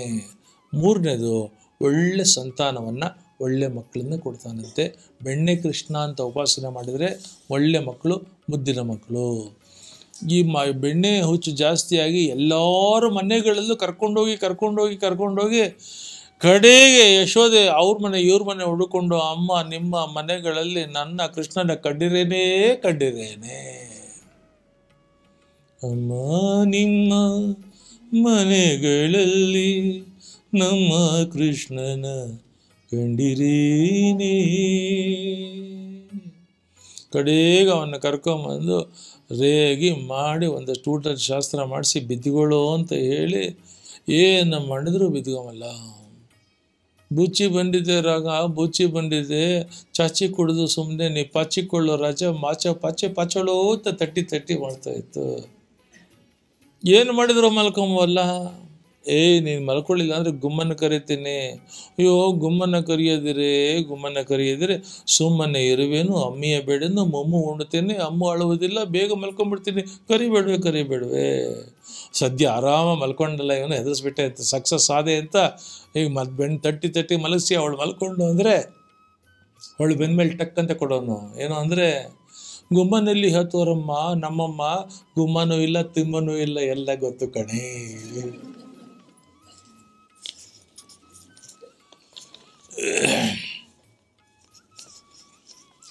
ಮಲಗಿದಾಳೆ, ಎಷ್ಟೊತ್ತಾದರೂ ಇವ್ನು ಮಲಗಿಲ್ಲ, ಕಡೆಗೆ ರೇಗಿದ್ಲು. ಮಲ್ಕೊಳ್ಳೋ, ನೀನು ಬಿದ್ದುಕೊಂಡ್ರೆ ಇವಾಗ ಬೆಳಗ್ಗೆ ನೀನು ಏನು ಕೇಳಿದ್ರೆ ಅದು ಕೊಡಿಸ್ತೀನಿ. ಬಿಚ್ಚಿ ನೀರು ಕಾಚಿ ಬುಕ್ಕಚ್ಚಿ ಮಾಡಿಸಿ ಬಿಚ್ಚಿ ಮಮ್ಮು ಉಪ್ಪುಕಾಯಿ ಎಲ್ಲ ಕೊಟ್ಟು ಮಗುಗೆ ಬಂಗಾರಪ್ಪ ಮಕ್ಕಳ ರಜ ಮಕ್ಕು ಅಂತ ಮಲಗಿಸಿ ತಟ್ಟಿ ಈ ಕಡೆ ತಿರ್ಕೊಂಡ್ರೆ ತಿರ್ಗಾ ಮಾತಾಡ್ತಾನೆ ಇರುತ್ತವೆ ಅಂತ ಅಂದ್ಬಿಟ್ಟು ಆ ಕಡೆ ತಿರ್ಕೊಂಡು ನೋಡ್ಕೊಳ್ತಾಳೆ. 2 ನಿಮಿಷ ಆಯಿತು, ಸದ್ಯ ಅವನೇನು ಮಲಗಿಲ್ಲ, ನಿದ್ದೆ ಮಾಡಿರ್ಬೇಕು ಅಂದ್ಕೊಂಡು ಖುಷಿಯಾಗಿದ್ದಾಳೆ. ಅವಳು ಬೆನ್ನ ಮೇಲೆ 4 ಟಕ ಅಂದ. ಏನೋ ನಿದ್ದಿನ್ನು ಬಿದ್ಕೊಳ್ಳಿಲ್ವೇನೋ ಅಂತಂದ್ಲು. ಯಚೋದೆ ಅಮ್ಮ ನಂಗನ ಎತ್ತಿಕೋ ಅಮ್ಮ, ಎತ್ಕೊಳ್ಳಿ ನನ್ನ. ಬಿದ್ದಿಗೋ ಅಂದರೆ ಎತ್ಕೋ ಅಂತೀಯ? ಅದೇನು ಹೇಳಿದೆ, ಮಲಕೋ, ಬೆಳಗ್ಗೆ ಎದ್ದ ತಕ್ಷಣ ಬಿಸಿ ನೀರು ಕಾಚಿ ಬುಕ್ಕಚ್ಚಿ ಮಾಡಿಸಿ ಬಿಸಿ ಉಪ್ಪುಕಾಯಿ ಎಲ್ಲ ಕೊಡ್ತೀನಿ ಬಂಗಾರ ಮಕ್ಕಳ ರಜಾ ಅಂತ ಇನ್ನೊಂದು ಸರಿ ತರ್ತಾಳೆ. ಬಿಸಿ ನೀರು ಕಾಚಬೇಡೆ ಅಮ್ಮ ನಾನು ಬುಕ್ಕಚ್ಚಿ ಮಾಡಲಾರೆ, ಬಿಸಿ ನೀರು ಕಾಚಬೇಡೆ ಅಮ್ಮ ನಾನು ಬುಕ್ಕಚ್ಚಿ ಮಾಡಲಾರೆ, ಬಿಸಿ ಮೊಮ್ಮು ಉಪ್ಪುಕಾಯಿ ತಿನ್ನಲಾರೆನೆ ಅಮ್ಮ, ಉತ್ತುತ್ತಿ ಹಣ್ಣು ಬೆಣ್ಣೆ ತಿನ್ನುತ್ತೇನೆ. ಯಚೋದೆ ಅಮ್ಮ ಕಂದನ ಎತ್ತಿಕೋ ಅಮ್ಮ. ಕಳ್ಳ ಕೃಷ್ಣ ಎನ್ನುತ್ತಾರೆ, ಗೋಪಿಯರು ಬೇಗ ತಿನ್ನುತ್ತಾರೆ, ಕಳ್ಳ ಕಚ್ಚಿ ಎನ್ನ ಹಲ್ಲುವಾಯಿ ನೋಯುತ್ತಿದೆ, ವಲ್ಲಭೆಯರು ಎನ್ನನ್ನು ಕೊಲ್ಲುತ್ತಾರೆ. ಅಮ್ಮ ಹೇಳ್ತಾಳೆ, ಮಲ್ಕೋ, ಬೆಳಗ್ಗೆ ನನ್ನ ಫ್ರೆಂಡ್ಸು ಗೋಪಿಯರೆಲ್ಲ ಬರ್ತಾರೆ, ಎಲ್ಲ ನಿಂಗೆ ಬೇರೆ ತಿಂಡಿ ತರ್ತಾರೆ, ಎಲ್ಲ ನಿಂಗೆ ಮುದ್ದು ಮಾಡ್ತಾರೆ ಗಲ್ಲ ಅಂತ. ಆವಾಗ ಹೇಳ್ತಾನೆ, ಬರ್ತಾರೆ ಕಳ್ಳಕೃಷ್ಣ ಅಂತಾರೆ ಅಂದ್ಬಿಟ್ಟು ನನಗೆ ಅಂತ ತಂದಿರೋದನ್ನು ಗೋಪಿಯರು ಬೇಗ ತಿನ್ನುತ್ತಾರೆ, ಅವರೇ ತಿಂದಾಕ್ಬಿಡ್ತಾರೆ. ನಂಗೆ ಮುದ್ದು ಮಾಡ್ತಾರೆ ಅಂತ ಅಂದ್ಕೊಂಡಿದ್ದು, ಏನು ಮಾಡ್ತಾರೆ ಗೊತ್ತಾ? ಗಲ್ಲ ಕಚ್ಚಿ ಎನ್ನ ಹಲ್ಲು ಬಾಯಿ ನೋಯುತ್ತಿದೆ, ವಲ್ಲಭೆಯರು ಎನ್ನನ್ನು ಕೊಲ್ಲುತ್ತಾರೆ. ಸುಮ್ಮನೆ ಬಿದ್ದುಗಳು ಅಂತ ಮಲ್ಕೊಂಡು ಆ ಕಡೆ ಸುಮ್ಮನೆ ಮಲಗಬೇಡೆ ಅಮ್ಮ ನೀನು ಎನ್ನ ಕೂಡ ಮೋರೆ ಮಾಡಿ, ಆ ಕಡೆ ಮುಖ ಮಾಡಬೇಡ, ನನ್ನ ಕಡೆ ಮುಖ ಮಾಡ್ಕೊಳ್ಳೆ. ಅಮ್ಮ ನೀನು ಎನ್ನ ಕೂಡ ಮೋರೆ ಮಾಡಿ, ಚಿಕ್ಕ ಹಾವು ಕಂಡರೆ ಅಂಜಿಕೆ ಬರುತ್ತಿದೆ, ಅಮ್ಮ ಒಮ್ಮೆಯನ್ನ ಕೂಡ ಮಾತನಾಡೆ. ಈಗ ಫೈನಲ್ ಕಂಡೀಷನ್, ಈಗ ಮಲ್ಕೊಂಡ್ರೆ ನೀನು ನಿದ್ದೆ ಮಾಡಿದರೆ ಎದ್ದ ತಕ್ಷಣ ನಿನಗೇನು ಕೇಳ್ತೀಯೋ ಅದು ತಂದು ಕೊಡ್ತೀನಿ, ಪ್ರಾಮಿಸ್ ತಂದು ಕೊಡ್ತೀನಿ. ಮಲ್ಕೊಳ್ತಾಳೆ. ತಕ್ಷಣ ಹಿಂಗಂತಾನೆ, ಏನು ಅಂದರೆ, ನಕ್ಷತ್ರ ತಂದು ಕೋಡೆ ಚಂದಿರಮನ ಎತ್ತಿತ್ತ ಕರೆದುತ್ತಾರೆ, ನಕ್ಷತ್ರ ತಂದು ಕೋಡೆ ಚಂದಿರಮನ ಎತ್ತಿತ್ತ ಕರೆದುತ್ತಾರೆ, ಈಕ್ಷಿಸಿ ನಲಿಯುವಂಥ ಪುರಂದರ ವಿಠಲನ್ನ ಚಂದದಿಂದ ಒಂದು ಬಾರಿ ಮುದ್ದು ಮಾಡಿ, ಯಚೋದೆ ಅಮ್ಮ ಕಂದನ ಎತ್ತಿಕೋ ಅಮ್ಮ. ಒಂದಿನ ಎಲ್ಲ ಮಕ್ಕಳು ಆಚೆ ಕಡೆ ಆಟ ಆಡ್ಕೊಳ್ತಾರೆ. ಬಲರಾಮ ಬಂದ, ಯಶೋದೆಗೆ ನೀನು ಆ ಪಾಟಿ ಮುದ್ದು ಮಾಡಿ ಹಾಳು ಹೋದ, ಅವನ ಆರೋಗ್ಯ ನೋಡಿ ಏನಾಯಿತು, ನಾವೆಲ್ಲ ನೋಡ್ತಿದ್ವಿ, ಬೊಗಸೆ ಮಣ್ಣು ಮುಗ್ತಿದ್ದಾನಲ್ಲಿ, ಏನಾಗಬೇಕು ಅವನ ಆರೋಗ್ಯಕ್ಕೆ, ಈ ಪಾಟಿ ಪ್ರೀತಿ ಮಾಡ್ತಿದ್ಯಲ್ಲ, ಹೌದೇನೋ, ಕರ್ಕೊಂಬಂದ್ಲು. ಏನೋ ನಿಮ್ಮ ಅಣ್ಣ ಹೇಳ್ದ ಮಣ್ಣು ಮುಗ್ದಂತೆ. ಆವಾಗ ಕೃಷ್ಣ ಹೇಳ್ತಾನೆ, ಅಮ್ಮ ಗದರಿಸಿದ್ದಕ್ಕೆ ಕೃಷ್ಣ ಹೆದರಲಿಲ್ಲ. ನಾಹಂ ಭಕ್ಷಿತವಾನಂಬ ಸರ್ವೇ ಮಿಥ್ಯಾಭಿಶಂಸಿನಃ ಯದಿ ಸತ್ಯಂ ಗಿರಸ್ತರ್ಹಿ ಸಮಕ್ಷಂ ಪಶ್ಚಿಮುಖಂ. ನಾಹಂ ಭಕ್ಷಿತವಾನಂಬ, ದೇವರಾಣೆ ತಿನ್ನಲಿಲ್ಲ ಕಣೆ ನಾನು. ಸರ್ವೇ ಮಿಥ್ಯಾಭಿಶಂಸಿ, ಇವರೆಲ್ಲ ನನ್ನ ತುಂಬ ಮುದ್ದು ಮಾಡ್ತೀಯಲ್ಲ, ಅದಕ್ಕೆ ಇವರಿಗೆ ಅಸೂಯೆ, ಸುಳ್ಳು ಹೇಳ್ತಾರೆ ಕಣೆ ಇವರೆಲ್ಲ. ಯದಿ ಸತ್ಯಂ ಗಿರಸ್ತರ್ಹಿ ಸಮಕ್ಷಂ ಪಶ್ಚಿಮುಖಂ. ನಿನಗೆ ಅಷ್ಟು ಡೌಟ್ ಇತ್ತು ಅಂತಂದರೆ, ಬಾಯಿ ತೆಗಿಯೋ, ನಾಲ್ಗೆ ತೆಗಿಯೋನು ತೆಗಿತೀನಿ, ನೀನೇ ನೋಡಿ ಡಿಸೈಡ್ ಮಾಡೋ, ಅವ್ರೇನು ಕೇಳೋದು ನೀನು? ಹಂಗಿದ್ರೆ ಬಾಯಿ ತೆಗಿ, ನಾಲ್ಗೆ ತೆಗಿ, ನಾನು ನೋಡಬೇಕು. ನಾಲ್ಗೆ ತೆಗೆದ್ರೆ ಏನೋ ನೋಡುತ್ತೀಯ ಅದರಲ್ಲಿ ಇವಳು ನಾಲ್ಗೆ ತೆಗಿಯೋ ಅಂತ ಹೇಳ್ತಿರತಕ್ಕಂಥ ಕೃಷ್ಣ ಅವಳು ನಾಲ್ಗೆ ಅಲ್ಲಿ ನೋಡ್ತಿದ್ದಾಳೆ. ಆ ನಾಲ್ಗೆ ಒಳಗಡೆ ಏನು ಕಾಣ್ತಾ ಇದೆ? 14 ಲೋಕಗಳು ಕಾಣ್ತಾ ಇದೆ, ಎಲ್ಲ ಆಕಾಶ ಕಾಣ್ತಾ ಇದೆ, ಸೂರ್ಯ ಕಾಣ್ತಾ ಇದೆ, ನಕ್ಷತ್ರಗಳು ಕಾಣ್ತಾ ಇದೆ, ಸಮುದ್ರಗಳು ಕಾಣ್ತಾ ಇದೆ, ಜಗತ್ತಿನ ಕಾಡುಗಳು, ಜಗತ್ತಿನ ಎಲ್ಲ ದೇಶಗಳು ಕಾಣ್ತಾ ಇದೆ, ಎಲ್ಲ ಸಪ್ತಸಾಗರಗಳು, ಸಪ್ತದ್ವೀಪಗಳು, ಬ್ರಹ್ಮಾಂಡಗಳು ಎಲ್ಲ ಕಾಣ್ತಾ ಇದೆ. ಭಾರತ ಕಾಣ್ತಾ ಇದೆ, ಮಧುರೆ ಕಾಣ್ತಾ ಇದೆ, ವೃಂದಾವನ ಕಾಣ್ತಾ ಇದೆ, ಗೋಕುಲ ಕಾಣ್ತಾ ಇದೆ, ಗೋಕುಲದಲ್ಲಿ ತನ್ನ ಮನೆ ಮುಂದಿನ ದಾರಿಗಳು ಕಾಣ್ತಾ ಇದೆ, ಅಲ್ಲಿ ತನ್ನ ಮನೆ ರಸ್ತೆ ಕಾಣ್ತಾ ಇದೆ, ತನ್ನ ಮನೆ ಅಂಗಳ ಕಾಣ್ತಾ ಇದೆ. ಅಂಗಳದಲ್ಲಿ ಅವನನ್ನು ಕೇಳ್ತಾ ಇರತಕ್ಕಂಥ ತಾನು ಮತ್ತು ತನ್ನ ಮಗ ಮತ್ತೆ ಕಾಣ್ತಾ ಇದ್ದಾರೆ. ಪುಟ್ಟ ಬಾಯಿನಲ್ಲಿ ತಾಯಿಗೆ ಬಾಯಲ್ಲಿ ಜಗವನ್ನೇ ತೋರಿದ ಕೃಷ್ಣ, ನೀ ಬೇಗನೆ ಬಾರು.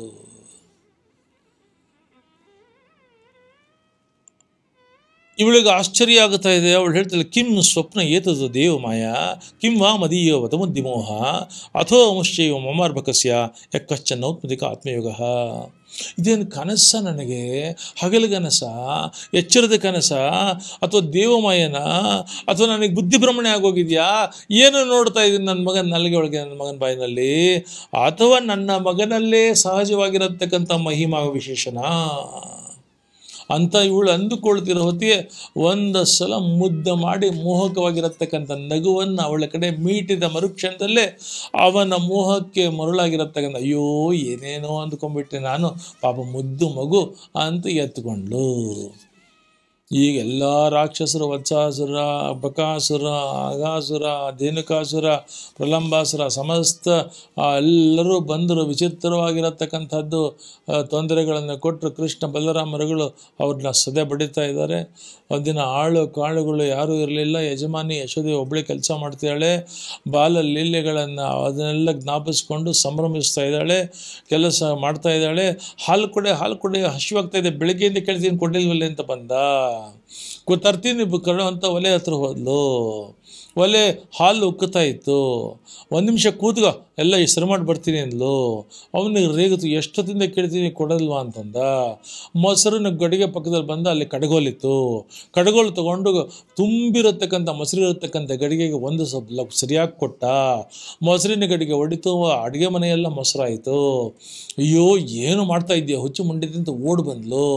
ಮೊಸರಿನ ಗಡಿಗೆ ಕೈ ಹಾಕ್ದ, ಬೆಣ್ಣೆ ಮುದ್ದೆ ಇತ್ತಲ್ಲ ಎತ್ಕೊಂಡ, ತಿಂದ, ಪಕ್ಕಕ್ಕೆ ಓಡಿ ಬಂದ. ಅಲ್ಲಿ ಬೆಕ್ಕು ಬರ್ತಾಯಿತ್ತು, ಬೆಕ್ಕಿನ ಬಾಯಿಗಿಟ್ಟ. ತಿರ್ಗಾ ಓಡಿ ಬಂದ, ಅಡಗೋಲು ತೊಗೊಂಡೆ ಹೊಡೆದು ಬಿಡ್ತೀನೋ ಅಂತ ಈ ಕಡೆ ಬಂದ್ಲು. ಹಾಲು ಅಲ್ಲಿ ಉಕ್ಕುತ್ತಾ ಇತ್ತಲ್ಲ, ಅಲ್ಲಿಗೆ ತಿರ್ಗಾ ಒದ್ದೆನಲ್ಲೇ ಬಂದು ಉಕ್ಕುತ್ತಾ ಇರತಕ್ಕಂಥ ಹಾಲಿನ ಪತ್ರೆನ ಪೂರ್ತಿ ಚೆಲ್ಲದ. ಹಾಲೆಲ್ಲ ಚೆಲ್ಲಿದೆ, ಮೊಸರೆಲ್ಲ ಚೆಲ್ಲಿದೆ, ಬೆಣ್ಣೆ ಎಲ್ಲ ಚೆಲ್ಲಿದೆ. ಆ ಬೆಣ್ಣೆ ಇಟ್ಕೊಂಡು ಆಚೆ ಕೋತಿನ ಕರೆದು ಕೋತಿ ಬಾಯಿಗೆ ಹಾಕ್ತಾ ಇದ್ದಾನೆ. ಕಡೆಗೆ ಓಡಿ ಬಂದು ದಾಪಗಾಲ ಹಾಕ್ಕೊಂಡು ದಾಟಿ ಬಂದು ಅವನು ಹಿಡಿದು ಸಿಕ್ಕಿದೆ. ಇವತ್ತು ಪೂರ್ತಿ ಕಟ್ಟಾಕ್ತೀನಿ ಬಿದ್ದಿದ್ದು ಅಂತೇಳಿ ಹಗ್ಗ ತೊಗೊಂಬಂದ್ಲು. ಹಗ್ಗವನ್ನು ಒರಳಿನ ಒಂದು ತುದಿ ಕಟ್ಟಿದ್ಲು, ಇನ್ನೊಂದು ತುದಿಯನ್ನು ಇವನು ಹೊಟ್ಟೆಗೆ ಕಟ್ಟಿದ್ಲು. ಕಟ್ಟಿ ಇನ್ನೇನು ಗಡ್ಡೆ ಹಾಕಬೇಕು ಅಷ್ಟೊತ್ತಿಗೆ 2 ಅಂಗಲ ಕಮ್ಮಿ ಇತ್ತು. 1 ನಿಮಿಷ ಇಲ್ಲೇ ಇರುವಂಥ ಒಳಗಡೆ ಹೋಗಿ ದೊಡ್ಡದೊಂದು ಹಾಗೆ ಇನ್ನೊಂದು ದಾರ ತೊಗೊಂಬಂದು ಗಂಟು ಹಾಕಿಬಿಟ್ಟು ಕಟ್ಟಕ್ಕೆ ಬಂದ್ಲು. 2 ಅಂಗಲ ಕಮ್ಮಿ.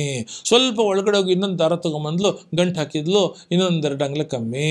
ಎಷ್ಟು ಮನೆಯಲ್ಲಿರೋ ಹಗ್ಗಗಳು ದಾರಗಳು ಎಲ್ಲ ತೊಗೊಂಬಂದು ಪೋಣಿಸಿ ಗಂಟು ಹಾಕಿದ್ರು ಕೂಡ 2 ಅಂಗಲ ಕಮ್ಮಿ ಆಗ್ತಾನೆ ಇತ್ತು. ಓಡೋಗೋದು, ಹುಡುಕೋದು, ತರೋದು, ಗಂಟು ಹಾಕೋದು, ಕಟ್ಟೋದು, ಆಯಾಸ ಸ್ಥೂಲ ದೇಹ ಬೇರೆ. ಅಮ್ಮಂದು ವಿಪರೀತ ಬೆವರು ಬಂತು, ಒದ್ದಾಡಕ್ಕೆ ಬರಲು, ಏದುಸ್ರು ಪ್ರಾರಂಭ ಆಯಿತು. ಅಮ್ಮನ ನೋಡ್ದ, ಅಮ್ಮನ ಮೇಲೆ ಪ್ರೀತಿ ಹೋಗ್ತು. ನಿಧಾನವಾಗಿ ಸೊಂಟಕ್ಕೆ ಕಮ್ಮಿ ಮಾಡಿಕೊಂಡ. ಇವಾಗ ಕಟ್ಟು ಕಣೆ, ನೋಡು ಇವಾಗ ಕಟ್ಟಿದ್ರು ಕಟ್ಬೋದು ಅಂತಂದ. ಇವಾಗ ಪ್ರಯತ್ನ ಪಟ್ಟಲು, ನೋಡಿದರೆ ಸುಖವಾಗಿ ಕಟ್ಟಕ್ಕಾಯಿತು. ಅವನ ಉದರವನ್ನು ದಾಮ ಅಂದರೆ ಹಗ್ಗದಿಂದ ತಕ್ಷಣ ಕಟ್ಟಕ್ಕಾಯಿತು.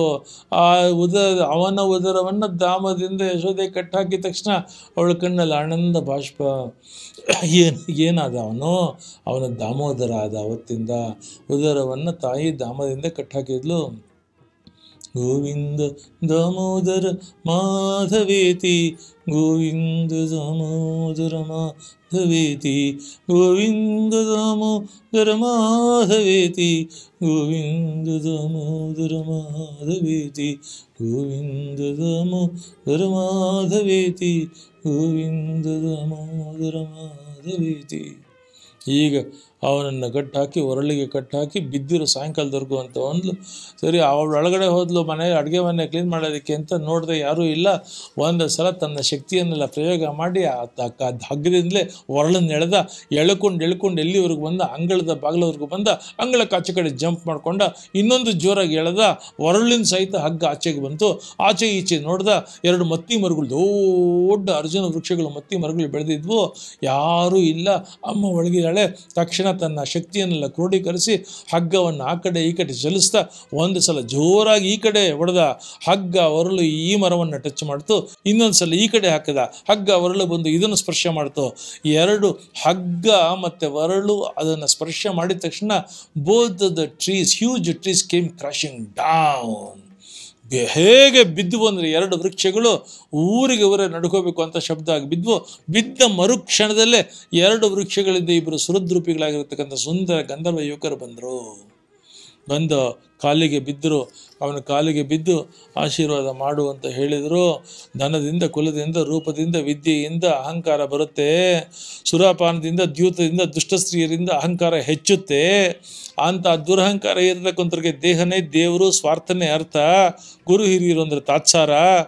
ದೇಹವೇ ಶಾಶ್ವತ ಅಂತ ಭ್ರಮಿಸಿದವರಿಗೆ ದುರಹಂಕಾರದ ರೋಗ ಆವರಿಸ್ಕೊಳ್ಳುತ್ತೆ. ದೇಹ ಯಾವತ್ತಿಗೂ ಶಾಶ್ವತ ಅಲ್ಲ. ಸುಟ್ಟರೆ ಬೂದಿ, ಹೂತರೆ ಹುಳ, ಮಣ್ಣು, ಧೂಳು, ಬಿಸಾಡಿದರೆ ನಾಯಿ ನರಿ ತಿನ್ನೋಗತಕ್ಕಂಥ ಮಲ. ಇಂಥ ಹಾಳ ದೇಹದ ಮೇಲೆ ಅಭಿಮಾನವಿಟ್ಟು ನಿಮ್ಮ ವ್ಯಕ್ತಿತ್ವವನ್ನು ಹಾಳು ಮಾಡ್ಕೊಂಡಿದ್ರಲ್ಲೋ ಅಂತ ಕೃಷ್ಣ ರೇಗ್ತಾನೆ. ಯಾರವರು ಅಂತ ಈಗ ಶುಕಾಚಾರ್ಯರನ್ನು ಪರೀಕ್ಷಿತ ಕೇಳಿದಾಗ ಅವ್ರು ಹೇಳ್ತಾರೆ, ಕುಬೇರನ ಮಕ್ಕಳಾಗಿರತಕ್ಕಂಥ ಮಣಿಗ್ರೀವ, ನಳಕೂಬರ ಇವರಿಬ್ಬರು ನಮ್ಮಪ್ಪ ಕುಬೇರ ಶ್ರೀಮಂತರು, ನಾವು ಅಧಿಕಾರ ಇದೆ ಅಂತ ಹೇಳಿ ಮದೋನ್ಮತ್ತರಾಗಿ ದುರಹಂಕಾರದಿಂದ ಜಲಕ್ರೀಡೆ ಆಡ್ತಾ ಇರೋವಾಗ ನಾರದರು ಬಂದಾಗ ಅವರನ್ನು ಲೆಕ್ಕಿಸದೆ ಅದೇ ದುರಹಂಕಾರದಲ್ಲಿದ್ದಾಗ ಜಡವಾಗಿದ್ದೀರಲ್ಲ ನೀವು. ದೊಡ್ಡವರು ಬಂದರೂ ಕೂಡ ದುಡ್ಡು, ಕಾಸು, ಅಹಂಕಾರ, ಅಧಿಕಾರದಿಂದ ಉನ್ಮತ್ತರಾಗಿ ವರ್ತನೆ ಮಾಡಿದಿರಲ್ಲ, ಜಡವಾಗಿ ಬಿದ್ದಿರಿ ಮರವಾಗಿ ಅಂತ ಶಾಪ ಕೊಟ್ಟರು. ಕಾಲಿಗೆ ಬಿದ್ದು ಆ ಕ್ಷಮಾಪಣೆ ಕೇಳಿದಾಗ ಯಾವಾಗ ಪರಮಾತ್ಮನ ಸ್ಪರ್ಶ ನಿಮಗಾಗುತ್ತೆ ಆವಾಗ ನಿಮಗೆ ಇದರ ಬಿಡುಗಡೆ ಅಂತ ಹೇಳಿದರು. ಈಗ ಮಣಿಗ್ರೀವ ನಳಕೂಬರಿಗೆ ಈಗ ಇಷ್ಟೆಲ್ಲ ಉತ್ಪಾತಗಳಾಗ್ತಾ ಇದೆ, ಅಪಘಾತಗಳಾಗ್ತಾ ಇರೋದ್ರಿಂದ ಊರಿನ ಹಿರಿಯರೆಲ್ಲ ಬೃಂದಾವನಕ್ಕೆ ಹೋಗೋಣ, ಗೋಕುಲವನ್ನು ಬಿಟ್ಟಬೇಡ ಅಂತ ತೀರ್ಮಾನ ಮಾಡಿದರು. ಬೃಂದಾವನಕ್ಕೆ ದೊಡ್ಡ ಕ್ಯಾರವಾನ್ ಬಂತು. ಬೃಂದಾವನ ಯಮುನಾ ನದಿ ತೀರ, ಅಲ್ಲಿ ಗೋವರ್ಧನ ಪರ್ವತ, ಹಸಿರು ಹೊನ್ನುಗಳು, ಏನು ಅಲ್ಲಿ ದಿನಾ ಬೆಳಗ್ಗೆ ಬುತ್ತಿ ಕಟ್ಕೊಬೋದು. ರಾಮಕೃಷ್ಣ ದನ ಹೊಡ್ಕೊಂಡು ಗೋವರ್ಧನ ಪರ್ವತಕ್ಕೆ ಬಂದು ಅಲ್ಲೇ ಗೋಪಾಲಕೃಷ್ಣ ಆಗಿರತಕ್ಕಂಥದ್ದು, ಅಲ್ಲೇ ಕೊಳಲಿಟ್ಕೊಂಡು ಮುರಳಿ ಕೃಷ್ಣ ಆಗಿರತಕ್ಕಂಥದ್ದು, ವೇಣುಗೋಪಾಲ ಕೃಷ್ಣ ಆಗಿರತಕ್ಕಂಥದ್ದು. ಅಲ್ಲಿ ಒಂದು ದಿನ ಅವನ ಸ್ನೇಹಿತರೆಲ್ಲ ಆ ಯಮುನಾ ನದಿ ಒಂದು ಮಡುವಿನಲ್ಲಿ ಬಂದು ಬಿಸಿಲು ಅಂತ ನೀರು ಕುಡಿಯೋಕ್ಕೆ ಹೋದಾಗ ವಿಷದ ನೀರಿದ್ದು ಅದನ್ನು ಕುಡಿದು ಬಿದ್ದು ಆ ಸ್ನೇಹಿತರೆಲ್ಲ ನೀರು ಕುಡಿಯೋದಕ್ಕೆ ಆ ಯಮುನಾ ನದಿಯ ಮಡುವಿನ ಹತ್ರ ಬಂದಾಗ ಕಾಳಿಂದಿ ಮಡು ಅಂತ ಅವ್ರಿಗೆ ಗೊತ್ತಿಲ್ಲ, ನೀರು ಕುಡಿದ್ರು, ಎಲ್ಲ ಮೃತಪ್ರಾಯರಾದರು. ಕೃಷ್ಣನಿಗೆ ಗೊತ್ತಾಗಿ ಬಂದು ತನ್ನ ಕಣ್ಣಿನಿಂದ ಅಮೃತ ವರ್ಷವನ್ನು ಹರಿಸಿದ ಮೃಕ್ಷ ಹೇಳ್ತಾ ಇದ್ದಾರೆ. ಆಗ ಎಲ್ಲರೂ ಹೇಳ್ತಾರೆ, ಇಲ್ಲಿ ಕಾಳಿಂಗ ಅನ್ನತಕ್ಕಂಥ ಸರ್ಪ ಒಳಗಡೆ ಇದ್ದು ಇಡೀ ನೀರನ್ನು, ಪರಿಸರವನ್ನು, ಪ್ರಕೃತಿಯನ್ನು ವಿಷಪೂರಿತ ಮಾಡಿದ್ದಾನೆ. ಯಾವ ಹಕ್ಕಿ ಮೇಲ್ಗಡೆ ಹರಿದರೂ ಸುಟ್ಟು ಭಸ್ಮ ಆಗಿ ಬೀಳ್ತಾ ಇದೆ, ಯಾವ ಹಸುಕರು ನೀರು ಕುಡಿದ್ರು ಸಾಯ್ತಾ ಇದೆ, ಜನಗಳು ಹೋಗ್ತಾ ಇದ್ದಾರೆ ಅಂತೆಲ್ಲ ಹೇಳಿದಾಗ ಆಗ ಕೃಷ್ಣ ಅಲ್ಲಿ ಕದಂಬ ವೃಕ್ಷ, ಒಂದು ವೃಕ್ಷ ಮಾತ್ರ ಏನೂ ಆಗಿರಲಿಲ್ಲ. ಯಾಕೆಂದರೆ ಗರುಡ ಅಮೃತ ತೊಗೊಂಡು ಹೋಗ್ತಿರುವಾಗ ಅಮೃತದ ಬಿಂದು ಅದರ ಮೇಲೆ ಬಿದ್ದಿತ್ತು. ಆ ಕದಂಬ ವೃಕ್ಷದ ಮೇಲೆ ಏರಿ ಕಾಳಿಂಗನ ಮಡುವಿಗೆ ಧುಮುಕಿ ಕಾಳಿಂಗನ ಮೆಟ್ಟಿ ನಾಟ್ಯವಾಡಿದ ಕಂಜನಾಭ ಕೃಷ್ಣ.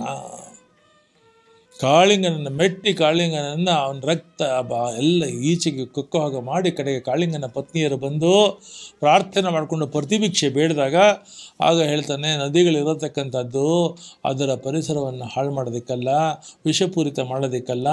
ನದಿಗಳು ಪವಿತ್ರವಾಗಿರಬೇಕು, ಶುದ್ಧವಾಗಿರಬೇಕು, ಶುಭ್ರವಾಗಿರಬೇಕು. ಅದು ಪಾನ ಮಾಡೋದಕ್ಕೆ ಅರ್ಹವಾಗಿರ್ತಕ್ಕಂಥ ಶುಭ್ರ ತಿಳಿದೀರಾಗಿರಬೇಕು, ವಿಷಪೂರಿತ ಆಗಿರಕೂಡ್ದು. ನೀವು ಇಲ್ಲಿರಬೇಡಿ, ರಮಣಕ ದ್ವೀಪಕ್ಕೆ ಹೋಗಿ ಅಂತ ಹೇಳಿ ಅವ್ರನ್ನೆಲ್ಲ ರಮಣಕ ದ್ವೀಪಕ್ಕೆ ಕಳಿಸ್ತಾ ಇದ್ದಾನೆ. ಮುಂದೆ ಅದೇ ಗೋವರ್ಧನ ಪರ್ವತ, ಅದೇ ಯಮುನಾ ನದಿ ತೀರದಲ್ಲಿ ವೇಣುಗಾನ, ಶರದೃತು ಮತ್ತು ರಾಸಕ್ರೀಡೆ, ಅಪೂರ್ವವಾಗಿರತಕ್ಕಂಥ ಅನುಭವಗಳು. ಇವತ್ತು ಯಾರು ನೀವು ಬೃಂದಾವನಕ್ಕೆ ಅಥವಾ ಗೋಕುಲಕ್ಕೆ ಗೋವರ್ಧನ ಪರ್ವತಕ್ಕೆ ಹೋಗುತ್ತೀರೋ, ವೃಂದಾವನಕ್ಕೆ ಹೋದಾಗ ಅವನ ವೇಣುನಾದ ಮಾಡಿರತಕ್ಕಂಥ ಜಾಗಗಳು, ಅವನ ರಾಸಕ್ರೀಡೆಯ ನಿಧಿವನಗಳು, ಅವನು ಓಡಾಡಿರ್ತಕ್ಕಂಥ ಮಧುಕುಂಜ ವನಗಳು, ಅವನು ಓಡಾಡಿರ್ತಕ್ಕ ಒಂದೊಂದು ಅಪೂರ್ವವಾಗಿರತಕ್ಕಂಥ ಆ ಸ್ಥಳಕ್ಕೆ ಹೋಗಿ ಕೃಷ್ಣ ಆಗಿದ್ದಾನೆ ಅನುಭವಿಸ್ಕೊಂಡು ಬರಬೇಕು ಜೀವನದಲ್ಲಿ ಒಂದು ಸರ್ತಿ. ಅಂಥ ಅಪೂರ್ವ ಸನ್ನಿವೇಶಗಳನ್ನೆಲ್ಲ ಅಲ್ಲಿ ಅನುಭವಿಸ್ತಾ ಇದ್ದಾನೆ. ಒಂದು ಸಲ ಗೋವರ್ಧನ ಪರ್ವತದ ಮೇಲೆ ಎಲ್ಲ ಫ್ರೆಂಡ್ಸ್ ಬೆಳಗ್ಗೆನೇ ಹೋಗಿದ್ದಾರೆ. 12 ಗಂಟೆ ವಿಪರೀತ ಕೆಟ್ಟ ಬಿಸಿಲು, ಸುಟ್ಟು ಬಿಸಿಲು, ಎಲ್ಲ ಹಸಿವಾಗ್ತಾ ಇದೆ, ನೀರು ಸಿಗ್ತಾ ಇಲ್ಲ. ಅಪ್ಪ ಬುತ್ತಿ ಬಿಚ್ಚು ಅಂತಾರೆ ಕೃಷ್ಣನಿಗೆ. ಬುತ್ತಿ ತಂದಿಲ್ಲ, ಮರ್ತುಬಿಟ್ಟೆ ಕಣು ಅಂತಾನೆ. ಬಲರಾಮ್ ನಾನಂತೂ ತರದೇ ಇಲ್ಲ, ತಂದ್ರೆ ಕೃಷ್ಣ ತರಬೇಕು. ಹಸಿವೆ ಅಂದ್ರೆ ಹಸಿವೆ ಕಣೋ, ಕೃಷ್ಣನ್ ಏನಾರು ಮಾಡು ಅಂತಾರೆ.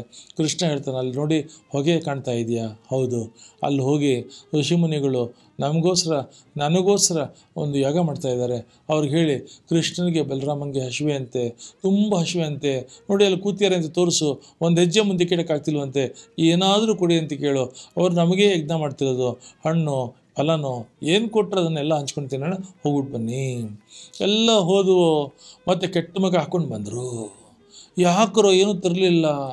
ನಾವು ಹೋದ್ವಿ, ಎಲ್ಲ ಮಡಿನಲ್ಲಿ ಎಲ್ಲ ಯಜ್ಞ ಮಾಡ್ತಿದ್ದಾರೆ, ಇನ್ನೊಂದು ನೈವೇದ್ಯ ಆಗಿಲ್ಲ, ಮಂಗಳಾರತಿ ಆಗಿಲ್ಲ, ಪೂರ್ಣಾಹುತಿ ಆಗಿಲ್ಲ. ನಾವು ಹಳ್ಳಿ ಹುಡುಗರು ಕೃಷ್ಣ ಅಂದ್ವಿ, ಕೃಷ್ಣಂಗೆ ಹಸಿವೆ ಅಂದ್ವಿ, ಕೃಷ್ಣ ಕುತಿಯ ನೋಡಿ ಅಂದ್ವಿ. ಒಬ್ಬನೂ ತಿರುಗಿ ನೋಡಲಿಲ್ಲ, ನಮ್ಮನ್ನು ಆಚೆ ಕಳಿಸಿದ್ರು. ಕೃಷ್ಣ ಹೇಳ್ದ, ನನಗಿನ್ನೂ ತುಂಬ ಹಸಿವೆ ಆಗ್ತಿದೆಯಾ, ನಿಮಗಿಂತ ಹಸಿವೆನಲ್ಲೋ, ಏನಾದ್ರು ಬೇಕೇ ಬೇಕು. ನೀವು ಹೋಗಿದ್ದೇನೋ ಸರಿ, ಒಂದೇ ಒಂದು ಸಣ್ಣ ತಪ್ಪಾಗಿದೆ, ಒಂದು ಮಿಸ್ಟೇಕ್ ಆಗಿದೆ, ದಯವಿಟ್ಟು ನನಗೊಂದು ಉಪಕಾರ ಮಾಡಿ. ಏನು? ಅದೇ ಯಜ್ಞ ಮಂಟಪಕ್ಕೆ ಹೋಗಬೇಕು, ಆದರೆ ಮುಂದೆಯಿಂದ ಹೋಗ್ಬಿಟ್ರಿ, ನೀವು ಹಿಂದುಗಡೆಯಿಂದ ಹೋಗಬೇಕಾಗಿತ್ತು.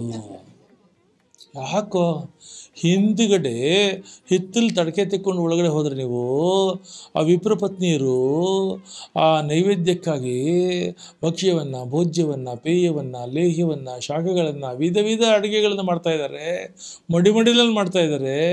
ಅಲ್ಲಿ ಹೋಗಿ ಕೇಳಿ ಕೃಷ್ಣಂಗೆ ಬಲರಾಮಂಗೆ ಹಸಿವೆ ಅಂದ್ರೆ ಹಸಿವೆ ಅಂತೆ, ನೋಡಿ ಕಾಣ್ತಾ ಇದೆ, ಒಂದು ಹೆಜ್ಜೆ ಇಡೋಕ್ಕಾಗ್ತಿಲ್ಲ, ನೆನ್ನೆದಿದ್ರೂ ಪರವಾಗಿಲ್ಲ ಕೊಡಿ, ಹಣ್ಣಿದ್ರು ಕೊಡಿ, ಏನಿದ್ರು ಕೊಡಿ, ಒಟ್ಟಲ್ಲಿ ತೊಗೊಂಡೋಗಿ ಕೊಡ್ತೀವಿ ಅಂತ ಕೇಳಿ ನೋಡಿ, ಏನಾದ್ರು ಕೊಡ್ತಾರೆ, ತೊಗೊಂಬಂದು ಇನ್ನೊಂದು ಸರ್ತಿ ಹೋಗ್ರು ಪ್ಲೀಸ್. ಬಂದರು, ಕೇಳಕ್ಕೆ ಭಯ. ಈಗ ಮಡಿಲು ಮಾಡ್ತಾ ಇದ್ದಾರೆ ಎಲ್ಲ ಅಡುಗೆ ನೈವೇದ್ಯಕ್ಕೆ, ಪೂರ್ಣಾಹುತಿಗೆ.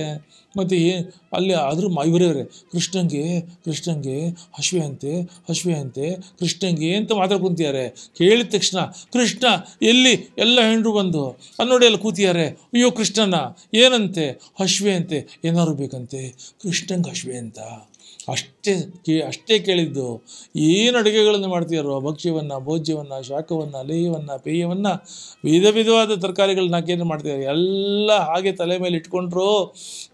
ಕೃಷ್ಣ ಅಂದ್ಕೊಂಡು ಕೃಷ್ಣನಾಮ ಸ್ಮರಣೆ ಮಾಡಿ ಕೃಷ್ಣ ಲಾಲಸರಾಗಿ ದೇಹವನ್ನು ತೊನಿಸ್ತಾ ಕೃಷ್ಣನ ಕಡೆಗೆ ಹೋಗ್ತಿದ್ದೀವಲ್ಲ, ಸದ್ಗತಿ ಕಡೆ, ಮೋಕ್ಷದ ಕಡೆ ಹೋಗೋರೇನು ಸುಖನೋ ಅಂಥ ಸುಖವನ್ನು ಅನುಭವಿಸ್ಕೊಂಡು ಕೃಷ್ಣ ಬಲರಾಮರು ಕೂದಿದ ಕಡೆಗೆ ಬಂದರು. ಸ್ನೇಹಿತರೆಲ್ಲ ಕೂತ್ಕೊಂಡ್ರು.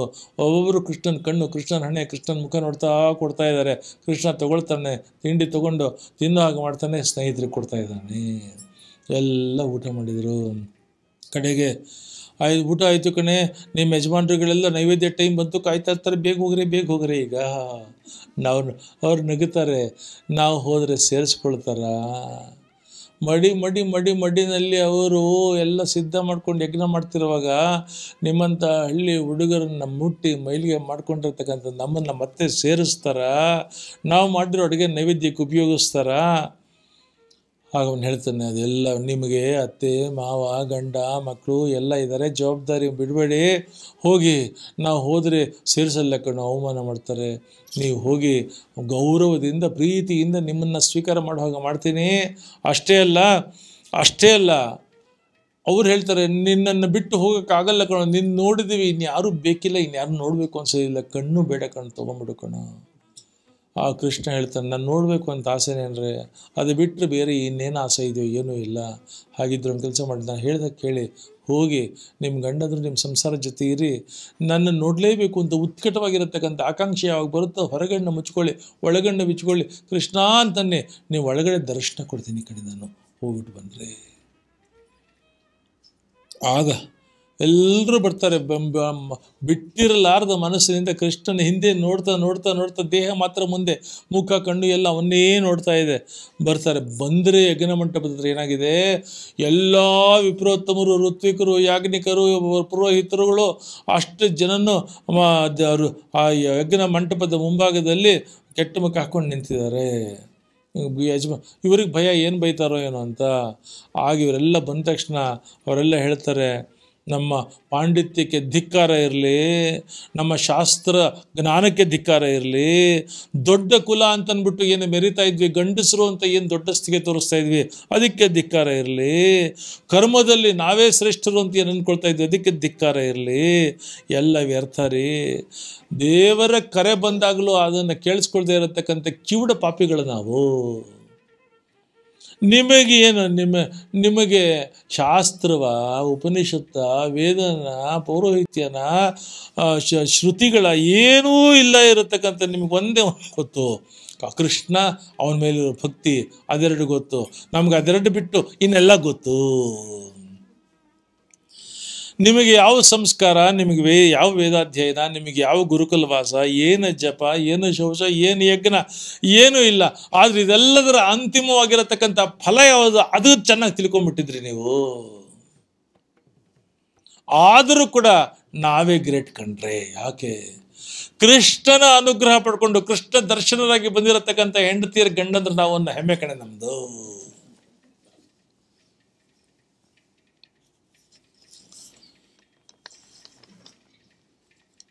ದನ ಕರು ಎಲ್ಲ ಮುಗಿಸ್ಕೊಂಡು ಆಗ್ಬಿಡುತ್ತೆ. ದನ ಕಾಯ್ದು ಮುಗಿಸ್ಕೊಂಡು ಊರಿಗೆ ಬರ್ತಾರೆ. ಊರಿನಲ್ಲಿ ತಳಿರು ತೋರಣ ಕಟ್ತಾರೆ, ಹಬ್ಬದ ಸಂಭ್ರಮ ಆಗ್ತಿದೆ, ತರಕಾರಿಗಳು ಹೆಚ್ಚುತ್ತಾ ಇದ್ದಾರೆ.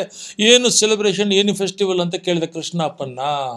ಅಪ್ಪ ಹೇಳ್ದ, ಅಪ್ಪ ಎವ್ರಿ ಇಯರು ನಮಗೆ ಮೇಘಗಳು ಬರುತ್ತೆ, ಮಳೆ ಕೊಡುತ್ತೆ, ಮಳೆಯಿಂದ ಬೆಳೆ ಆಗುತ್ತೆ, ಅದಕ್ಕೆ ಇಂದ್ರ ಮೇಘಗಳನ್ನ ಕಳಿಸ್ತಾನಲ್ಲ, as an attitude of gratitude Indra ಯಜ್ಞ ಮಾಡ್ತಿದ್ದೀವಿ.